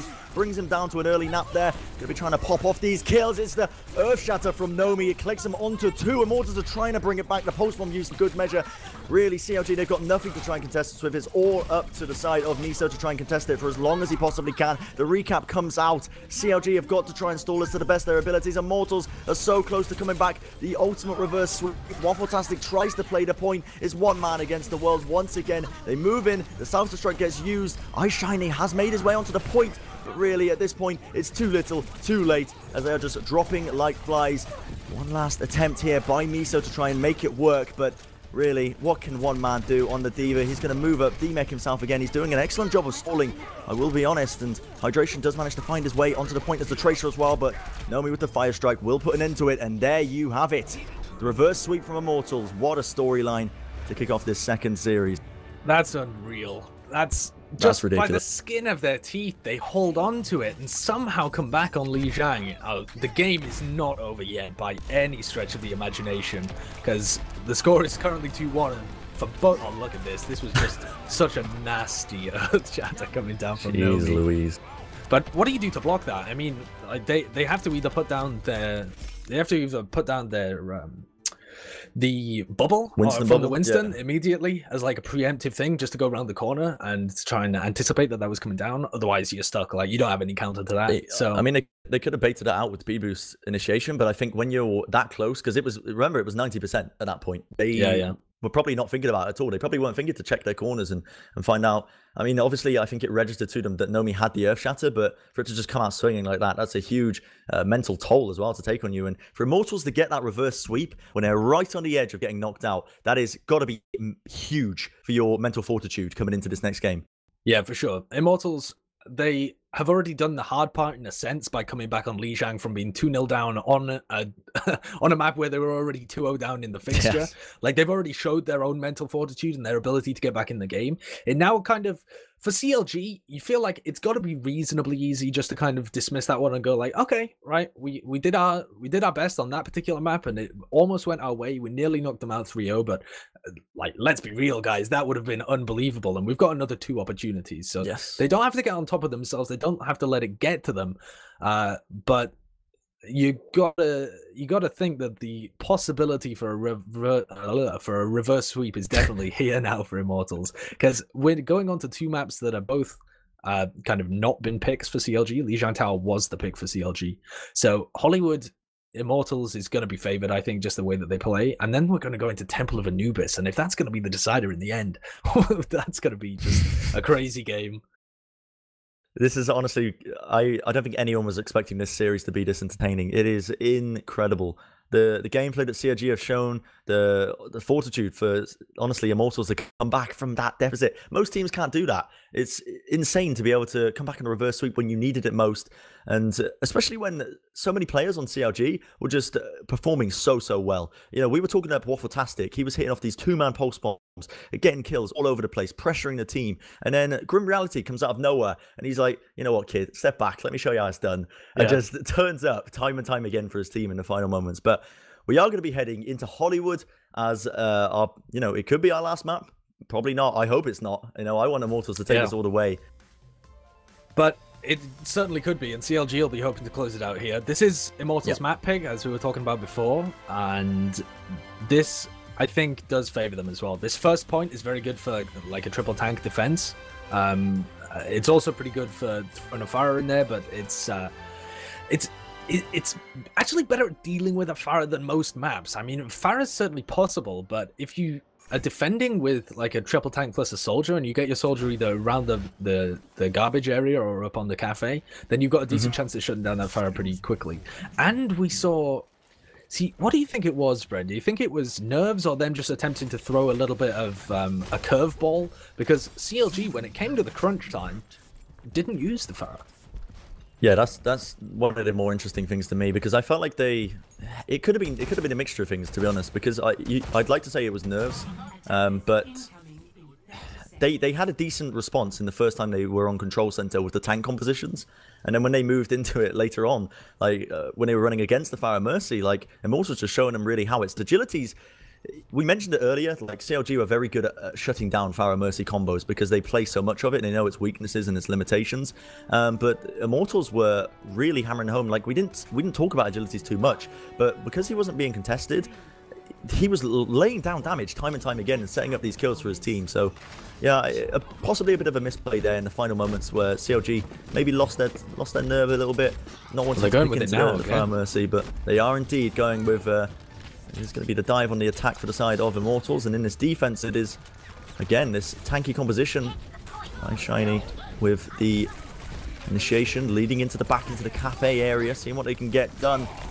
moving all the way in. It's going to be trying to run each other down. It's going to be Agilities and Grim Reality who claim the first 2 kills. Obviously a mismatch of burst damage that's currently kicking off into the back cafe area. Nobody really contesting the point just yet. Finally, Grim Reality going to be trying to make it work. He uses the recall, but I think it is going to be him falling. Indeed it does, as it's Hydration who brings him down with the left click. So first attack attempt there by Immortals. Not going as well as they had once hoped, but Hollywood's one of those maps where it's quite tough to take it in one fell swoop, so understandable that they didn't get it almost initially. They looked like they had a decent setup. They had a really a good dive that managed to get in onto a couple of core players at the back. I know a lot of pressure being applied to V on the Zenyatta, but Hydration was kind of left high and dry and wasn't able to get anything. He's now sneaking up and around. Oh, misses the hook onto Aethan there. Going to be peeled as Hyped and Nomi get up onto him. Now they're bringing the fight over to the point area as Hydration just uses this whole hog straight into a Diva Matrix on the other side. But players are getting down here from CLG. There's a great hook by Hydration to the tail end of that fight, bringing down Agilities. He had his Dragon Blade, so that has potentially turned that fight straight around for them. Still trying to contest it. It's just Hyped on the point. Baby Diva. They're going to stagger him out for as long as possible. And Ice Shiny just Goomba stomps on his face. Brings an end to his misery. So ultimates across the board. You've got the Dragon Blade on Immortals. As long with the Transcendence, you could initiate with that quite easily, along with the Self-Destruct as well. Needs to be said. However, they're going to be going up against a Sound Barrier. They're going to be going up against 2 support ults. So not only the Sound Barrier, but also the Transcendence. And they've got Ice Shine over Primal Rage just to contest the point even further. So it's going to be a really, really tough ask, I think, for Immortals here. Yeah, they have to put pressure onto these supports and try and trade 2 for 1 in terms of the support ults, and then they'll have it better for the next time. So Aethan goes in. V replies, so both Transcendences being used. If they can put pressure on Mikado, now would be the perfect time. And they do, so the support ultimate comes out. And we'll see whether they decide to invest more. The Dragon Blade didn't really get much from it, and Aethan's actually the first to fall in terms of actual casualties in this fight. So now would be a good time, I think, just to disengage for the rest of Immortals. See what more you can just carry out in a dry push, and then re-engage with the Sound Barrier afterwards. But for now, CLG are shredding them. Yeah, that's really well played by CLG. They completely waited for Ice Shiny. He took the brunt of the damage on the point. He was in his Primal Rage form, 1000 HP, just roaming around the point, knocking people all over the place, ruining the positioning of Immortals, and the rest of his team could just, regain their senses, regroup, and then re-push, and that's exactly what they did with Hydration's whole hog, cleaning up the point, push the players back. Now we're seeing a bit of a different attempt here. It's going to be the push right around the flank here. That's going to be called out, so Immortals are not going to be able to get the sneaky maneuver they might have been hoping for, and it's interesting positioning. They're moving in with the Sound Barrier, trying to initiate them in, trying to take the fight into this small little cafe area, but the fight is thoroughly going into the favor right now of the side of CLG. They've already lost 2 of their players. Nomi is on an absolute mad one, finding all of these kills. Hydration goes for the hook, but can't quite get the kill onto Nomi like he hoped. And, well, there we have it. It will be the point skipping over to the side of Immortals. Yeah, and in the end, it just came down to a good dive initiation. Like, they just had to execute properly. There was nothing really different that they did there. It wasn't a different player that they particularly focused. They went forwards with Nomi and Hyped, peeled a little bit for their supports with Hyped at the end, and now they're trying to get a lot of position on this high ground of the saloon and the bank. In comes the self-destruct. See if they can knock players off the high ground. That's not going to find anybody, That's though. Very close. They are still searching for the opportunities. They have ultimates available to them. Agility's got the Dragon Blade. Not going to be using it just yet, though. He's going to Swift Strike away to get out of the fray. And they have actually made the switch, so Hydration and D on the Fire Mercy this time for this second section. I do agree with this, and Hydration could be pumping in the damage and use it into these rockets.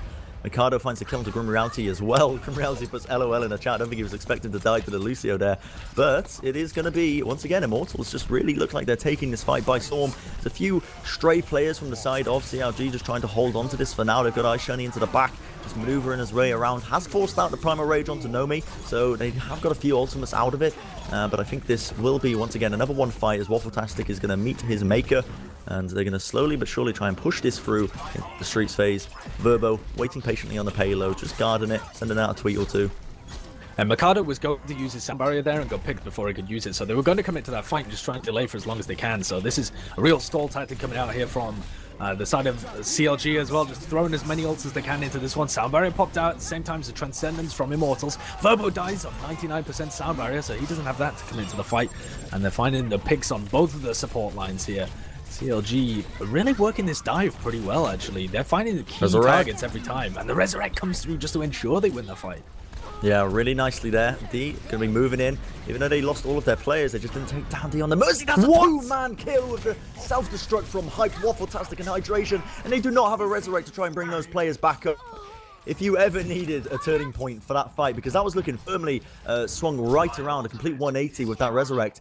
And just when you think it's all over, Hyped comes in with the self-destruct, claims those 2 kills, and now just the momentum is just fully in the favor right now of Immortals, moving all the way in. They've got a sound barrier to work with as well. Grim Reality's almost got his pulse bomb to utilize it with. Going to contest the high ground now. Miso's going to get forced back a little bit. Sound barrier gets used as well. Verbo got knocked around a little bit there, but it is finally going to be popped off here before they can really try and get it out. The barrage popped off here by Hydration as well. Doesn't quite find the kills he needs. Still a good contestation so far by the side of CLG. He's in a bit of trouble. Going to get assaulted on there by the burst damage of the side of Agilities. Agilities now has his Dragon Blade if he wants to pop it off. Indeed he will, using it to its full potential. Swift Strike straight up into the air. Can't quite claim the kill onto Hydration like he was hoping. But now it's got to the point where Immortals are at a bit of a disadvantage because their spawners are actually quite far away from where the defenders are. So defending around this checkpoint can be absolutely disastrous. And with the overtime ticking over here, Sideshow, I think it's almost going to be too little too late. But they are finding the picks. Let's see if D can build up that res. He's so close to it. He's desperately trying to find it. He can't quite do it. Surely not. Have Immortals actually managed to get this cap? Waffle-tastic is trying his hardest to contest it to as long as he possibly can. But there you go. It will be the cap. And that is... honestly, I'm quite impressed by the way Immortals played that. Yeah, they managed to get a really good position in there. The one thing that they kind of threw away was the Dragon Blade on Agilities. He was looking for the pick onto Hydration when he really could have used it on the rest of the guys just on the ground and held to clean up and just leave the fire until later, but instead tries to use it, and you really have to execute that one perfectly, otherwise he's just going to fly away. And that's exactly what Hydration did. He just baits out the distance, Swift Strike up to him, but he can't finish the kill. And now they've made some switch-ups on both sides, so... Nomi's going over to the Reinhardt to give them a bit more of a safe zone in this tunnel towards the end. Self-destruct comes in as Mikado pops off his sound barrier, both self-destructs actually. But Immortals have still got a support ult to work with if they want to commit to this one, but with Nomi down, I don't think they will. It's a difficult fight for them to take. He ends up falling. He didn't have a tranquility, but it's still not a bad pick at the end of the day for them. Still, this fight's popping off from either side. And it's going to be the defense here by CLG. They finally get a bit of a foothold, but right now it is the side of Immortals. They're not slowing down in the slightest. They want to take this full momentum all the way in. They've got a Transcendence. They've got the sound barrier. Agilities is close to the Dragon Blade, only about 25% away. But only 15 seconds. Build it. That is also correct. Only 15 seconds on the clock. So really, they've got to try and utilize it as a hook. Comes out onto Hyped, forces out the sound barrier. Now we're going to see the whole hog used. Meanwhile, Agility's in the back line with the Dragon Blade. He's found 1 kill onto Mikado. Is he going to be able to claim any more? It's actually Grim Reality with the combo of Agilities. They're running this all the way in. It's a 6-man wipe. We didn't hold the bell ring, but they are really showing no signs of slowing down whatsoever. And Nomi has the Earth Shatter if he needs it to try and clear them off into this final point. I gotta say, it is looking almost like curtains for the side of CLG right now. And there you have it. Didn't even need to use the Earth Shatter in the final moments. They're just going to push it all the way in. A bit more close than I think they were anticipating. They didn't actually get a decent time. They ended up pushing it in the overtime, but still, really well played to the side of Immortals there.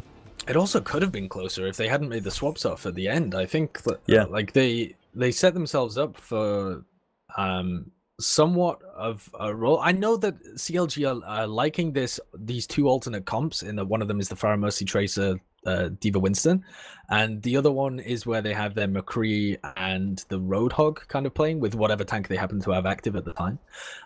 But in that final area, neither of them were really able to get much value out of the swaps, and they were playing a little too aggressively. Like it's fine to try and play aggressively if you know that you're going to get another fight when you spawn, but they were playing aggressively and then they wiped and they didn't even spawn by the time they were able to get it across the line. So you've got to space out those fights a little better, I think, and they were playing aggressively into the side of Immortals when they've got ultimates active and they've got nothing to reply with. So putting themselves on the line a little bit there when it felt like with the time remaining, they definitely should have been able to stall for a lot longer if they played it more passively. What are your thoughts right now on the tank compositions that's being run here by Immortals when you know there's a high likelihood of the Pharah Mercy coming out to play on the attacking side of CLG? So, I mean, I would have thought that's almost an unfavorable matchup to them, but they seem to be going with it anyway. Yeah, I mean, it's not that bad because you can play from inside the cafe, and agilities could play even inside the staircase and avoid the Fire Mercy completely and still be able to find individual picks. And Grim Reality, if they pocket him, he's going to be able probably to apply quite a bit of pressure onto Hydration in there. But you're right in that if they give up position and then they end up just getting sandwiched out in a choke point where Hydration's spamming rockets, they're not in a great position to re-engage. And they don't have a Diva to try and deal with it either. They've gone for the Zarya instead, so... this first fight has to go the way of Immortals, and they have to start building up some ultimates. But it's going to be a battle of positioning, I think. Well, we will soon see if they manage to take it. High ground is going to be initiated on here by CLG. Shiny just taking the positionings. Hydration making movements. He's actually found a little perch up there, trying to rain down these rockets wherever possible. Nomi going to be charging away back into the cafe area. They want to be trying to take a fight there. That is a great hook coming out by Agilities. Doesn't quite claim the kill into Hydration like he had hoped. Point is going to get contested. Still not one tick on the side of CLG, but they're forcing this tank composition of Immortals back into the cafe. Another great hook. Doesn't actually quite get connected. Fantastic finding the kills. He claims a second one onto Nomi. These tanks are getting absolutely torn to shreds in the midst of all this. Fire Grenade is going to kill Ice Shiny off.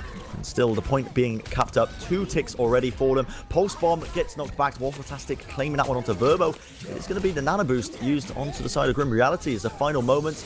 I think that was a last-ditch effort, really, to try and get that get the point back under their control. Clutch. That tempo nano boost that comes in onto Grim Reality, they made the changed it all. Complete correct decision there to try and use that just as soon as Ethan got it, because Agilities really wasn't hitting enough hooks to be able to justify the pick. And also, whenever he did hook someone in, Miso's just peeling for him, just throws out the defense matrix and eating the bullets as soon as they come out of his gun. So there's nothing you can do against that, and they just sandwich them inside Cafe. So they need to have a similar performance, but this time with Grim Reality's Tactical Visor and perhaps a couple more hooks. Look at that. Barrage comes out with the damage boost from Hydration, trying to find it. Attack Visor is used by Grim Reality. Doesn't quite claim too many kills. Agilities moves forward with the whole hog. Going to force out the sound barriers on the side of CLG as they're still trying to take the fight, but it is a better sound barrier at that. By Immortals, they look to try and stagger out this fight even longer and even further forward. One thing to note, the still holding on to that Resurrect for now, just waiting for the rest of his team to kind of fall. He might go for the res now, indeed he does. It's going to be, I believe, a 3-man Resurrect in the midst of all this, and the fight looks like it's going to the way of the side of CLG, or Immortals, I should say. Graviton Surge gets committed, but they can't quite find the rest of these kills, and they're going to finish it off with the Nano Boost onto Nomi, just to clean up the rest of those stragglers. That's a big engagement, though, actually, because they won that fight as soon as they committed the Graviton to it, and they were intended to switch over to the Diva anyway, it looked like, which I think overall is a better choice. But then they decided to use Ethan's Nano Boost onto Nomi just to clean up. I think it was like one guy that was left, so a slight miscommunication or overestimation of how many ultimates they had to involve in that one, but thankfully there's not really a reply for now from CLG, and Immortals are holding strong. CLG trying to move in. Once again, initiating with the Ice Shiny on the Winston. Hydration in the back, raining down a damage boosted rocket. It's going to be Nomi as the first casualty. He does end up falling to Waffle-Tastics. He's going to shred him down with the 2 guns he is holding, still trying to work their way onto the point. Hydration with the rocket barrage. Claims 1 kill with a normal rocket onto Ethan and finishes it up with Grim Reality as well. And I think this will finally be the turning point. There's no Resurrect to turn the tide and tempo of this fight. They are going to be able to get this first cap.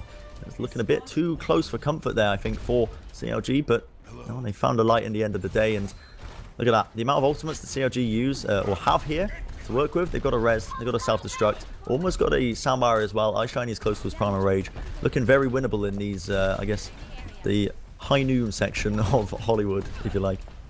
Yeah, they definitely have the advantage in terms of the ultimates, but it's going to be difficult for them to get in position to actually use them because they have a composition that's really on the low ground. And the Winston barrier from Ice Shiny, he blocks it. What and then in God's name is that? That's a free K with the self-destruct. Miso follows it up with a kill of his own onto Nomi. You do not see that every day.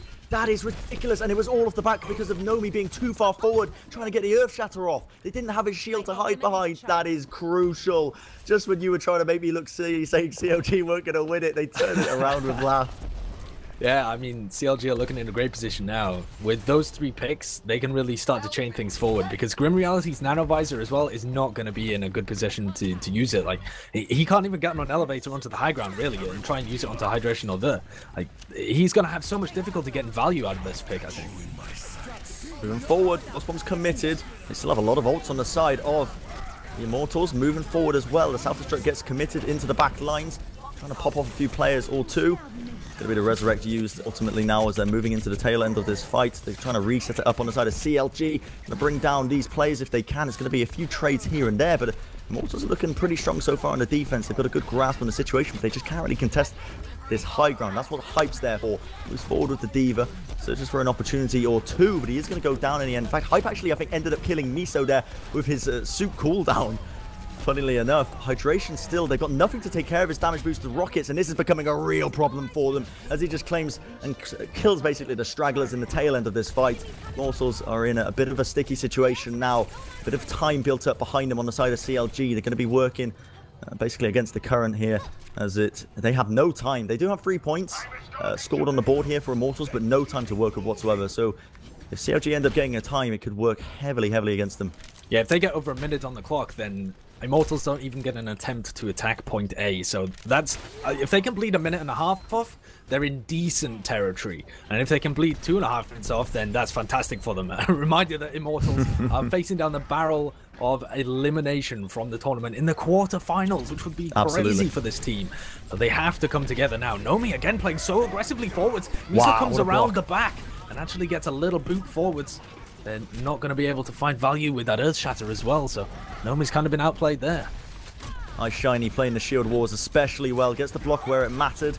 Ricardo brings down agilities as well. In the tail end of this fight, that's one DPS player down. Hydration, however, is going to fall to height, but they are certainly fighting back. They've got the ultimates to work with, but the longer they take this now, Immortals, the more spawners are going to be coming up for them. They're still trying to take this fight to the best of their abilities, but it's basically taking a 6v3 as it stands because the respawners are definitely coming up for Immortals right now. I think that you need to disengage, and that's exactly the call that's going to be made here. Miso tries to get out of there.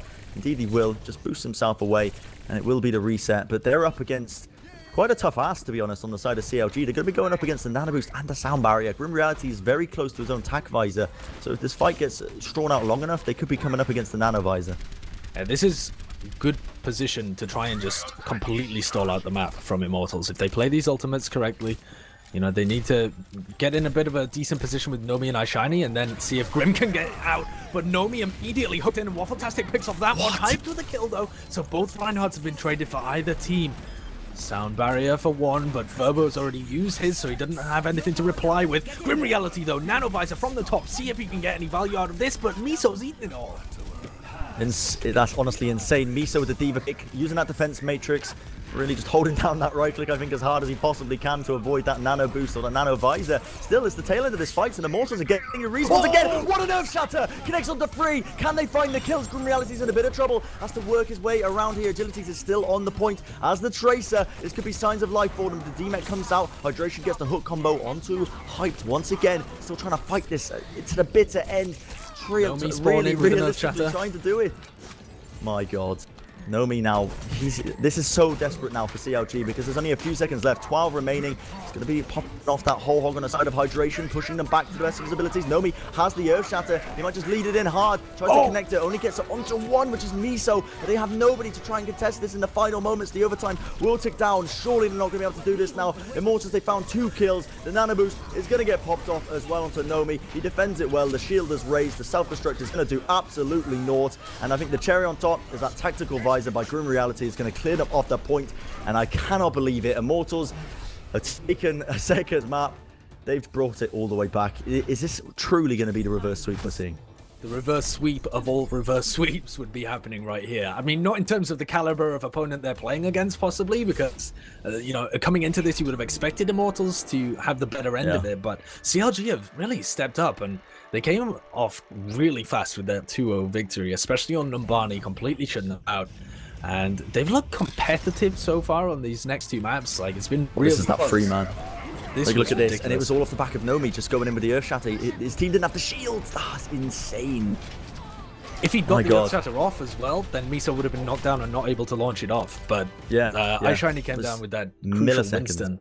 Yeah, I mean, it's a game of inches at times, isn't it? It's really tiny little things that are going to swing a fight one way or the other, but that's a comeback and a half from Immortals so far. Can they do it on the final map, though? Temple of Anubis is going to be the map, the arena, the showdown.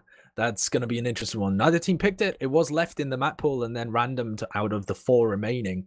So in terms of how it fits either team as well, you know, it's a bit of a toss-up. I've seen CLG do very well on Temple of Anubis actually, but when we've been seeing like more defensible maps, Immortals has had the edge in terms of their tank play, I think.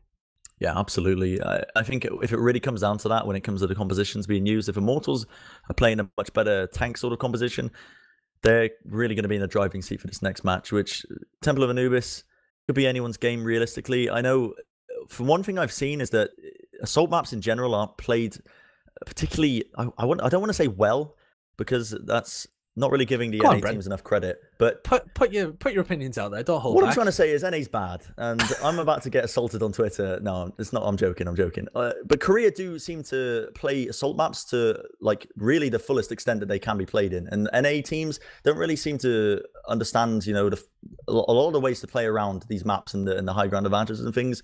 Whether that's because they don't practice it enough, I don't know. But this is going to be an interesting game nonetheless because of just that wildcard factor coming into Temple of Anubis.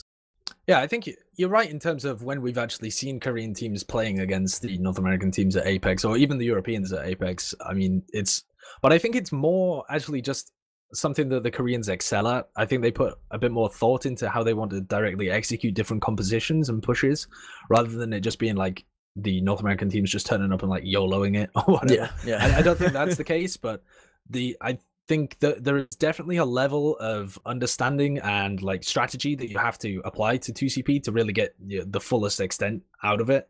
Like they're kind of maps that in one sense you get out what you put in terms of you're going to have, broadly speaking, an advantage over a team if you really understand the flow of a map and the way to transition your momentum forwards. But at the same time, there is a lot of variance in how they play, you know, like one bad fight and some snowbally ults, and suddenly, although you're a team that put in a lot of prep, you're suddenly in a really bad situation and you could genuinely lose it. So there's both sides to that kind of coin. But I've certainly seen, I mean, a game of CLG versus Selfless springs to mind when they were playing on Temple of Anubis, and CLG were running the same kind of composition where they were in the Pharmercy Tracer, and CLG were running a defensive Sombra in that instance, and that worked out really well. So I'm interested to see, like, that's something that the NA teams have flirted with in the past, has been the Sombra, but I don't think I've seen either of these two teams play it. I could be wrong, but nothing springs to mind in terms of Sombra play from these two guys. Well, I mean, what are you expecting from these teams then? Are you expecting, I guess, Immortals to stick more close to the tanky and CLG just to pull out all the stops with the Pharah Mercy? Because Temple of Anubis is a map that you do see quite a bit of Pharah play on, even from teams that aren't too accustomed with it, because it favors it. There's a lot of high ground and pillars in the way that you can dodge and weave in, duck and weave on the Pharah to just stay alive for long periods of time. So it's one of the maps that I would say does favor it quite a lot. I'd imagine we would see the similar compositions like that the teams would just stick with their bread and butter. But from what we've seen in the past, especially Lijiang Tower towards the tail end of that, when CLG were running like tanky compositions instead of the Pharah Mercy, who knows, to be honest. Yeah, I mean, they really have only showed two comps so far, so as we get ourselves into Anubis, this is going to be the final map of the series, and what a series it's been so far. Immortals coming back from 2-0 down, a 2-0 that nobody was expecting them to be sat at the beginning of the third map, and then 2-0 down in the third map on Lijiang Tower, and somehow they managed to claw their way out of that with several overtimes, and then put CLG to bed on Hollywood to begin a fresh dawn. It's a fresh day. It's a best of one, essentially, to decide this map, to decide the series, sorry, on Temple of Anubis. In terms of compositions, I think I would definitely like to see CLG stick to their Pharah Mercy. It's been, that's when they've looked at their best. You know, that other comp had its moments, but the Pharah Mercy's definitely been better. As for Immortals, I think they've got the flexibility to be able to play like dive on attack and more tanks on defense and make that work for themselves. So the composition that I think is going to be ran here by the side of Immortals on the defense, I was a bit worried that they wouldn't have anything to take care of hydration, but now that I see that Hyped is on the Winston and they've also got Grim Reality as sort of that anti-air denial, I don't think they're going to be having too much problems with hydration on Pharah, assuming he chooses to run that. But it's going to be a case of how many, how much effort do you really, or how much attention do you put on this one player? How much space do you really want to give him at the end of the day? Because if you start focusing all your attention onto hydration, the rest of your team's just going to get battered on the ground battle. So it's going to be interesting. The countdown is ticking. The gates are about to open. I think I'm a little bit confused as to why they've gone with Hyped on the Winston rather than a D.Va, though. I don't really understand that, given that they know the composition that's going to be run into them and the fact that they're going to be facing a D.Va themselves. But we'll see what Hyped's able to do. Absolutely. Hydration moving forward with the damage boosted. Rockets has spotted Hyped. Forces him back off the ledge for now. Working forward. Still moving even further in. Trying to see if they can find an opening or two. They're going to be trying to jump onto Hydration, bring him down, but he's going to get healed up by D. Keeping him nice and tip-top shape. Grim Reality claims the first blood, however. Waffletastic ends up going down to the Helix Rocket. It's a mixture of kills, but I think it is ultimately looking like it's being favored currently for the side of Immortals on this defense. They're trying their hardest, but still nothing to take care of the Hydration sort of Pharah Mercy combo, and he's just raining down these absolute devastating rockets. Finding any opportunities here. Nomi is the last man standing on this point, and Hydration is just slamming down in these choke points with these rockets. Nomi's going to be a late death as well. This will be the cap for them, and I think really there's not really any chance of getting contested here with that late death from Athan as well. That should have gone much better for Immortals, I feel. They played the positioning really well. They played inside the rooms instead of straying onto the point. The Agilities was putting out a huge amount of damage once they actually got in there, alongside Nomi as well. Hyped really didn't do that much. Like, I feel like the Winston pick's still a little bit questionable. But then as soon as they tried to recontest the point, Agilities just poked his head out and instantly got slammed. And from there, Hydration was just able to pick off individual targets to poke their head out. And then now they're in a pretty bad position where there's a lot of ults up here, potential for a snowball. Yeah, absolutely. They need to really be careful of this. Hydration moves in with the barrage, claims Grim Reality, but D died at the start of the fight. That is exactly what Immortals needed to avoid getting basically snowballed with the Resurrect following up from it. But it didn't even need it. They're finding the kills regardless. They've got the ultimates to do so. D is now basically respawned up, and he's coming back into the tail end of this fight. If Miso manages to stall long enough, and with Waffletastic by his side, they are finding the opportunities there. D can move in, especially now he's coming in, just running in, and I think he has chosen to back off instead of moving in with the res. Indeed, yeah, they're going to reset this fight, so not looking to take it the full way, as the players are actually going to respawn on their own accord here. Still, a lot of ultimates on the side of Immortals here. They've got a nano boost, they've got a sound barrier, and Hyped has his primal rage, so there's definitely potential to stall this off. They held off the most dangerous part of this map already, really, by getting that early pick onto the, because as soon as you get that pick, I mean, they don't have the Resurrect, which was their most pivotal ultimate to try and snowball that forward. That pick on Agilities is going to be a little bit crucial, though. On the Soldier 76, Verbo's already taken down as well. He tried to pop off that sound barrier, but isn't going to be able to, and the res is going to come in. They've also got the sound barrier to chain into it. This is going to be beautiful for them. They've got very, very high HP pulls here. They're finishing off the stragglers. They're getting the point off it. It is getting contested by Agilities, but he's going to get absolutely destroyed on that Somber Roll. Just trying to stagger out for as long as he possibly can. Now they're going to be moving in. The sound barrier comes in. It's a nano boost popped off onto Grim Reality as well. He's got some big shoes to fill right now on that Tracer Roll. Needs to be hitting all of his shots off, but he's just not quite getting the impact I think they needed. It's already gone to a second tick now in his final second point here for the side of CLG. Moving even further forward in. It looks like it slowly but surely is slowly changing the tide of the battle, but with those final kills, Agility falling to the self-destruct. Still being contested, mind you, but not nearly, I think, is enough. And they are fully in stall mode right now. See Athan on the May. He's going to go down pretty quickly. The cap is going their way. One last effort of trying to contest this. Hype has managed to waddle his way onto the point on the Winston. Just trying to play the corner to the best of his abilities, but CLG are just working around his cooldown so well, not letting anyone really get past them. And with that, one final attempt. They've just switched to May again. This is unreal stall tactics coming out. You only really see it to this extent in the Apex games. They're just trying their hardest. Is this going to be it? Is indeed. They do get the second point with 4 minutes on the clock. So really well played to CLG there, to be honest. They actually knew exactly who to target down. But Immortals, there was opportunity there for them to stall out almost completely. Yeah, the problem is, although they were decent on the stall tactics, and I mean they were decent, they didn't manage to flip it over. So it's not like they were they were incredible and managed to pull out something godly. But when they got over, like the fight essentially though was lost or had already gone incredibly badly right off the engage. Like as soon as Agilities and Verbo die, and they're just picked off kind of at will from CLG. It was odd because it was it Grim Reality on the Soldier 76 who got picked? No, it was Agilities, right? Yeah, Agilities was on the basically the right-hand side, and he had nobody with him, and the call wasn't made that they were engaging on the right-hand side, even though they had, there was I believe, it might be Waffletastic, who was basically followed up with Ice Shiny, and they just dived onto him, and because of his positioning and the call wasn't made that they were going to be moving in on him, he was just basically an open target, and as soon as that first pick rolled in, just the rest of the fight just came following suit, so yeah, it was... There's a bit of a misplay there on the side of Agilities with the positioning, but now it's going to be swapped around. The positions have turned, the tables have turned, so to speak. and they're going to be swapping around the attacks and defense. It's really crucial having the Mercy Resurrect up as well there, and they didn't manage to get the early pick onto D, so that, I mean, that fight went badly from multiple different angles right at the beginning. I mean, Verbo also tried to use his sound barrier to keep players alive after Agilities had died and was already on top of a pillar and died before he hit the ground, so he couldn't pop off his sound barrier. They had one to reply with, that probably would have triggered it out of Mikado and maybe given them more opportunity to kill the Mercy, because you kind of want that coming in at the beginning of the fight so that you can use the sound barrier afterwards, just to avoid anything going wrong. But the pressure is now on Immortals. They have to deliver. They need 2 points here within their 4 minutes. And CLG was so quick that they still have 4 minutes and 6 seconds on the clock.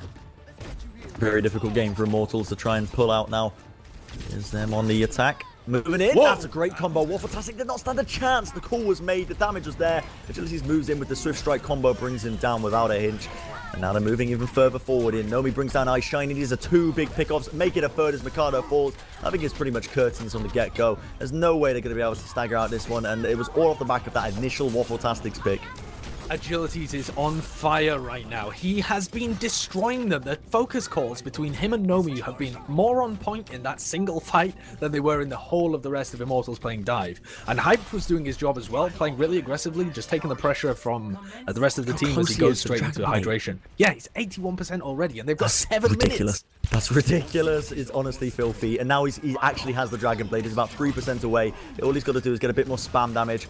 They have put a bit of damage into Verbo into the back, but this is 100% a great opportunity now if they move in off the back of this. D is about 50% away from his Resurrect, so now they're going to be taking the initiation in, trying to focus down the right-hand side. Agilities moves in with the Dragon Blade, not quite finding the kills he's after. Finally going to be bringing down Hydration with the Swift Strike, brings down D as well. Hyped brings down Pylyshyn. This is looking excellent now for Immortals. They're getting the cap, but now it is fully into stall mode, I believe. Border side of CLG, the sound barrier's popped off by Immortals. Stagger out the fight, keep it going for as long as they possibly can. Waffletastic is on the point, putting in a decent amount of work, just trying to get them off it. They haven't even actually got 1 tick just yet, and Hydration is making moves now into the game. He's putting off the barrage as well with those rockets. That's a 2k for him, but it's a 2-man kill with the self-destruct from Hype. Is this actually still going to be turnable for them? D actually ended up dying there, so there's no Resurrect. They find another one, but I think with the spawns being so close here for CLG, this will be their defense to take. Oh, that was so close. That felt like it should have been an excellent initiation from Immortals, but the and Hydration come back in, and they didn't really have anybody closing off the door. Like, Hyped is just kind of sat around this high ground, wondering who he should be going for, and only really realized that the and Hydration were out when they walked into his face, and he wasn't taking the same amount of pressure off of them, and Hydration was just able to get so many kills there in the cleanup. So they've made some switches. They've put Hyped over to the Zarya now. Nomi's still in the Winston, and that gives them the opportunity, the win condition of that Graviton Surge as well, to pair things with. And Ethan, again, is now going to have the Nanoblade to work with as well. Interesting. They are not quite close to it just yet. They don't have the Nano Boost. Agilities is, again, close to his Dragon Blade. They're going to be moving into the back. It's a Pulse Bomb. Look at that. Grimreality actually ends up killing himself with his own Pulse Bomb, but they're finding the kills. 100% Immortals have immediately collected 2 of them. That's going to force out the Resurrect now from CLG. A bit of a reset coming into this fight. Self-destruct popped off. Going to be keeping them off the point, and they can just find these kills as the positioning is forced outside of Immortals' favor. And indeed, that's exactly what they're going to be doing. They might even be able to bring down Agilities towards the tail end of that fight. Not a bad push by Immortals, because they did manage to force out the res, but I mean, look how fast it's building. Yeah, that's what I mean. With how quickly Resurrect builds, it's already on 40%. So was that really even that good of a fight? I mean, it kind of makes sense from a theoretical point of view. You want to be able to force out the Resurrect and repush within your next fight, but they didn't have the Graviton or the Nanoblade ready for this next fight, and so it's kind of wasted anyway. You want to be able and ready to engage immediately after popping out the Resurrect. And instead, Grim Reality, the first casualty again on this fight. Thankfully, this time it wasn't by his own hand, but Hydration plowing a rocket into his head. They're surely going to wait for him before they engage here, and he's actually switching over to the Roadhog as well. One thing I'm interested in is, are they going to be using the Nanoblade, which is I think 90% of the time the best option, or are they going to try and put it on Hype to build up that Graviton Surge? Because Agilities can they have support ultimates to force out with the Dragon Blade. They need to use a Nano Boost with it in conjunction. Let's see what they do. Agility's moves in. He forces out the Nano Boost, and they are going to use the Nano Boost onto him in the final moments here. Trying to bring them down. Agility's just swinging and missing. Not quite finding the targets they need. Nobody has died just yet. D almost has the resurrection available to him. He needs to try and stay alive in the final moments of this fight, but he ends up going down to Agilities. So this is a great attempt now by Immortals into the final moments here. Waffletastic is trying to hold on to the point on the Tracers, zipping and zooming and diving around this final point, working his magic. Waffletastic gets one. Agilities with the Swift Strike reset. Does manage to bring down Miso, but he will end up falling. So it's again another defense on by the side of CLG. They're pulling out all the stops. Agility's has got a one-track mind, man. As soon as he gets his Dragon Blade up, we've seen this like the last 5 times he's had this ultimate. He just goes straight for the Pharah Mercy combo, where unless you execute that perfectly, you're not going to be able to get it, because it's so difficult to get the blade onto them if you lose your Swift Strike, and you have to Swift Strike up to them to begin the engagement anyway. He should be going onto like either one of the tanks or the Lucio, and then if he manages to find like a chain that he can then carry on into the hydration, then fair dues. Oh, the is so low here though, bro. He needs to walk around this. He might actually opt to use the res pretty early, but no. He's going to hold on to it for now. Immortals leading in the charge. They pick up a kill onto the Diva. Hydration to bring down Agilities, though. Post bomb by Waffletastic has brought down Hyped, and that is going to be, I think, the end of that fight. It's going to be a tempo res just to keep the ball rolling for CLG on this defense. They might be able to actually, yeah, indeed they will defend this perfectly fine. From reality, he's going to be trying to get his way out of there. He blinks just in the nick of time. Does find his quick exit out with the rest of his team. Interestingly enough, though, this is where it all matters now. Hyped is the man to watch with this Graviton Surge. You want to be paying close attention to this, because if this gets ate by the Diva ult, it's not only us that are going to get berated by the chat, but also the team. Yeah, I mean, he has to deliver with this one. This is what they've been working for the last 3 fights. They were hoping that they had another ultimate to work it with as well, and I guess they do in the sense that they've got that the Earth Shatter as well, but he hasn't found a decent position to get this into. He's taken so much damage. Yeah, his team immediately lost 2 players off the back of that. It was a wonderful... I mean, Nomi tried to lead in with the Earth Shatter. It just didn't work at all for them. They lost so many players so quickly from... I think it was a barrage from Hydration. Just popped it off and cleaned them up easily enough. But now is the second attempt. Hyped again. He's got an opportunity. He's got a lot of... basically responsibilities on his shoulders, because this could be just won or lost, and time is running out. There's a minute 30 on the clock now for Immortals. It's do or die time. They brought it back this far. Surely not going to let it end in its steps right now. This is honestly going to be going the full way, I feel like. Well, we'll see now as he moves in with this Graviton around the right-hand side. Jumping up, self-destruct that he has to dodge as well. Nomi tries to block that one, does manage to get it, but he's down to 100 health. 74, puts a shield onto himself and knocks it down. It hasn't been easy. So there's the first step already. See if there's a follow-up. Nomi with a nano boost, and they've got the whole hog into it, and they are finding all of these kills. Pulse bomb comes out, but it's only iShiny left, and he is on he has a res. And they're going to stall it up. This is exactly what they needed to do here. D also has the Resurrect to use to try and turn this fight around on the defense side here. They're losing a few players here and there. D is carefully hiding, waiting for the time to go in, and there's the Resurrect. It's going to be a reset. Full 6 men. Sandbarrier gets popped off by Immortals here. They want to try and take this in one fell swoop. Nomi also has the Earth Shatter. He's just about got it up, but the players are just falling like flies on the side of CLG. Final 30 seconds. Doesn't even need to use the Earth Shatter to try and take this fight as the ticks come up. Unless they manage to stall it out. He's tried to pop it off, but they've actually landed on the point and they get pushed off. And it will be the cap. They get the extra time, so they've got a minute left, but it's a really tough ask for Immortals looking at the time. Yeah, I mean, step 1 is capture the point and make sure that you don't actually just get knocked out of the tournament immediately. But step 2 is... oh, now we're at a 3-minute 41 disadvantage. This is actually quite bad for us. So they still have got their backs up against the wall. CLG did such a good job at setting themselves up in this series with those first 2 maps. And since then, the pressure has just been non-stop on Immortals. Absolutely. It's honestly incredible. Immortals, the fact that they've just come back all this way, if they do end up winning this, you know, it's going to be a tough ask, 100%, because of the time difference they've got between CLG and them. But if they do end up winning this, easily one of the best games I think that this tournament could ever have hoped to produce, because a reverse sweep of this magnitude is insane. It's the second game. You're already calling it the best. It's the second game. Is one of the best. I'm calling it now because how do you top this? How do you top this kind of storyline developing if Immortals do end up taking this? There's so much on the back of these players now to try and take this, and they've got the first attack. They need to nail it in one. We saw it before. They actually did get an incredibly quick attack the first time around. So can they do it again? Yeah, they're really going to be all on their shoulders. They need to have a performance like they had before, exactly. And Agilities went mental last time. He was finding picks all over the place. Super and crucially, they got Waffle-tastic immediately, and he's not doing anything cheeky this time. He's making sure that he's way back. He's got the support of the rest of his team here. They're going to be running the Fire Mercy on the defense of CLG. Will Immortals be able to do it? He's going to be scouting it out for now. See if he can find the opening where they're defending. It's so passive by CLG. They're really giving up a lot of room here. Immortals trying to basically take the fight straight to them. The high ground is going to get contested here. They've got Miso to back them up as well. Agility is going to be doing a decent amount of work. They will find the first kill as Mikado is going to fall there. Nomi getting a crucial one there onto the Lucio.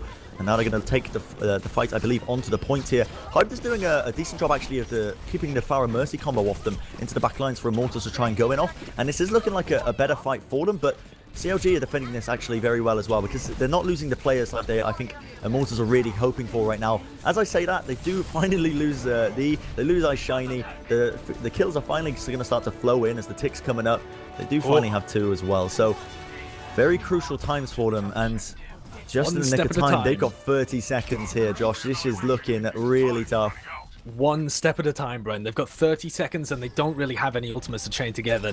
Verbo's the closest to any kind of ultimate that's going to be decent to sync up with Agility's Dragon Blade, but they need to get massive value out of that. To be fair, they've actually demeched Miso immediately. This is big. That's a really aggressive play from Miso, but these got the Resurrect, so they can use that at any point as well. They're moving in now. Hydration goes in with the barrage. Actually, it's going to go down to the boot from Verbo. Sound barrier now popped off as well. Immortals do not want to give this up, but they've got to play their hearts out. They want any chance of this. Here comes the Resurrect from CLG, looking to defend it. Self-destruct gets sent straight up into the air. The Primal Rage from iShiny putting in work as well, as Agilities is going to fall at the start of this engagement, just as he popped off his Dragon Blade, so he's not going to be getting anything from it. Moving even further forward in, CLG looking for the defense. It's taking it to the 3rd round. Immortals, all their hopes and dreams lie on this last final push, but they're losing so many players so quickly, and that'll be it. They only managed to collect 3 points here. And it's doable. CLG have 4 minutes 41 seconds to push all the way into the last. I mean, that was always going to be an incredibly tough ask from Immortals, and basically they just had to get the first point, because it's not the situation anymore where on point B you have to put time on the point, otherwise you literally have to sit on the point like potatoes and try and defend it from 0.1%. But they needed to capture point A, because point A, you just cannot defend that for 4 minutes 41. That would be too much to ask. So you got to play for any draw, team. is what you're saying. So yeah, for Immortals here, I think there is a reasonable chance that they can play for the draw. But considering how easily they let CLG engage into them last time they were trying to defend point B, they need to be much more proactive with that. They need to be locking them out in these certain areas once it gets to point B, and they need to delay as much time as possible off point A. Well, this is it. It all comes down to this potentially final round that we're seeing here. Temple of Anubis, the final map, map number 5 in this series between CLG and Immortals. CLG, remember, they were 2 rounds up. 3rd map, Lijiang Tower, 2 rounds up. And a complete reverse sweep coming out to play here by Immortals. They bring it all the way back on Lijiang Tower. They take the 4th map, and now we're on to the 5th and final. It is do or die time, ladies and gentlemen, for everyone involved in this game. And they have got a lot to work against. Got to either try and go for the full hold, which we've already agreed is kind of unfeasible, or just play for the draw. See what you can do. So they're going to lead it in. Hydration with the damage boosted rockets, trying to see if they can find an opening. Quite passive positioning, but that is not what you want to see. Grimreality immediately goes down to the rocket boosted, the damage boosted rocket, I should say, of Hydration. I'm going to look for further frags in the end, trying to take this air-to-air battle with them head on. iShiny brings down Avon, and a great mid-air by Hydration. Excellent air shots, picking off these players time and time again. CLG looking incredibly strong as they're pushing into the final moments here. They are looking super strong. Are they going to try and contest this though, Sideshow? That's the question. I don't think you can. They're throwing the last player of Grim in, who got that really early spawn because he got the really early death. But now, I mean, that's not even that much time ticked off the clock. No, here. This is still going to be really deadly territory for Immortals. CLG have now got over 4 minutes to be able to capture 1 point, or not even capture 1 point, but 1 tick of 1 point. So even the stall strategies are going to be difficult to pull off here. Immortals backs truly against the wall. Immortals giving CLG a taste of their own medicine. Damage boosted rocket just one-shotting Waffle-tastic there. I mean, that's a good opening as any. Try and take this future fight. They're holding much more aggressively now, Bren. Yeah, absolutely. Put that one player down. Switching around these corners, making movements. Hydration has the rocket barrage. They're going to wait for Waffletastic to come back up. He is with them, and he has a pulse bomb. Now is the time to strike. They've got a bit of an ultimate advantage as well. Hydration finds Aethan. That's huge for them. Are they going to be able to lead it in? Hydration with the damage boost. Pops off the rocket barrage. Isn't going to get too much out of it. Self-destruct also going to be leading it in for Immortals here. Agilities, nobody's really taking care of him. Just laying down these rockets. And Daisy does bring him down to res. Is going to bring them all up on the side of CLG. They're capping it up. There's only a few final players left on this point. All they need is one tick, remember, on the side of CLG to try and defend this. They're working their magic. They're trying their hardest. Aven goes down again before getting off the resurrect. That is so big for them right now. CLG into the final moments here of this game, working their magic to the best of their abilities. Hydration ends up killing himself against the big fat diva mech suit of Miso. Miso pops off the self-destruct. Doesn't quite get the kill he's looking for. Trying to stall it off. Aether is still alive now, has the resurrected and turn this fight around. Josh is looking so good for Immortals. They're actually slightly being able to do this. Yeah, Aether coming in, manages to get off the resurrect. That's 2 players put back into the fight here, and they are going to turn it. Oh, it's still 2.5 minutes to hold here, but that's the first assault, and they managed to batter it back. Wave 1 complete. Oh my goodness. Honestly, what an incredible ask. And what these gamers have been through for this game today, it's not only is it hours of basically highly intense maps. Immortals have had to have the mental fortitude to come back from a huge deficit of rounds, but now you're in these final moments, and I mean, I think I'm feeling sorry for CLG right now, because in these final moments, even though you are, on paper in the driving seat, if you mess up here, it's going to be ended up as a draw in the end, and I believe goes to the tiebreaker map, but Hydration leads it in with Verbo. Finds that first initial kill. Eye shining onto Aethan as well. This is huge for them. CLG, this is the biggest opportunity they've ever had here. Nomi's going to follow suit. Hydration pops off the barrage. Claims 1. The self-destruct will bring Hydration down as he couldn't exit out of the barrage. The pulse bomb comes out, but great bubble by Eye Shiny. They can't bring this up now. They can't give it up. The tick's coming down, and they are going to be able to do it. CLG take map number 5. GG is called. What an incredible series. Immortals was so close to the reverse sweep, but they just couldn't make it happen. What an unbelievable game, Bren. Going the distance, the absolute distance. All 5 maps and down to a potential for a draw there, but CLG could not be denied. What a performance by them. That's unbelievable that we see that kind of upset. Do you know what? Unreal. As well, that will completely mess up everyone's predictions as well. Yeah, that's actually a really good point. If you entered the predictions giveaway, you actually did enter CLG to win it, that's going to put you, basically storming up the rankings now. That's a bold prediction. Insane. That would have been it's a very bold prediction. And oh my, I bet they were sweating. If you predicted the CLG to win in the final moments, I didn't even consider that. Yeah. Oh my goodness. That's unbelievable from CLG as well, to knock out one of the tournament favorites in the quarterfinals. And that's fantastic showing from them. We were talking in the pregame about them being a team that's shown a lot of potential, but kind of was on a downward dip, or it had at least plateaued recently in their recent showings in tournaments. But this is a surge straight back up. I mean, to take a 5-game series from such a strong team as Immortals, I mean, there's no way that you can argue that was just a fluke, They got the first 2 maps, they absolutely crushed on them. They went toe-to-toe with Immortals, exploited their weakness against the Pharah, and then drove it home on that final map. Well, we can take one final look from us, at least. The Overwatch isn't over by any means just yet, but we can take a look at the bracket now and see where all the teams are standing. As you can see, it's going to be CLG moving forward. Remember, single elim. Immortals are going to get sent packing. A very big upset, honestly. Nobody was really expecting that, at least not us. Probably CLG were. They were confident in themselves. But yeah, that is incredible. And we will be watching the 2 games later on tonight, if you just remind me what they are, Josh. Yeah, that is going to begin with FaZe Clan against Rise Nation. Should be an incredibly competitive game between those 2 teams. Not sure I can particularly call a winner. Another one to get your predictions onto. Yeah. And then LG Evil v Splice, which I thought was our best chance at seeing a real upset against the top 3 teams in this quarterfinal bracket. But we've already seen one with CLG taking down Immortals in 5 maps. So, I mean, whether Splice can live up to that kind of performance remains to be seen. But definitely should be a game that I think is slightly closer than most people would think based on previous performances from these 2 teams. But that's going to be handled by ZP and Hex after we sign off here. But just one last time, let's run you through the giveaways that we're running for this event as well at cyberpowerpc.sevo.com/giveaway, just for the straight giveaway. And you can enter into that It's very simple. Don't have to do anything.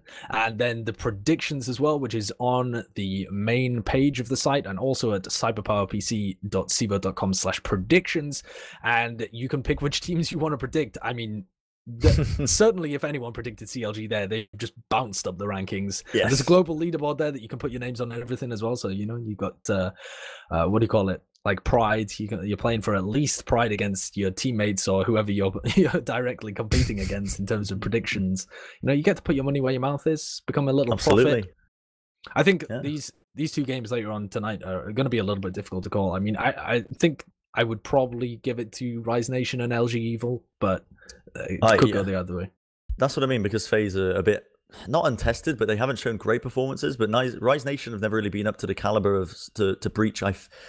They're a good team, don't get me wrong, but I wouldn't call them tier 1 in NA by any means. And the same with FaZe. So it's going to be super close to call that one. And Splyce LG Evil, Splyce have been showing some really good performances. If any of you guys at home watched the Rivalcade pre-recorded VODs, you got to see Splyce actually turning up a little bit against some of the better teams. So these next 2 matches are going to be honestly great ones to watch. And you've got some excellent non-dribbler casters doing that one as well, with ZP and Hex joining you guys. What are you trying to say, mate?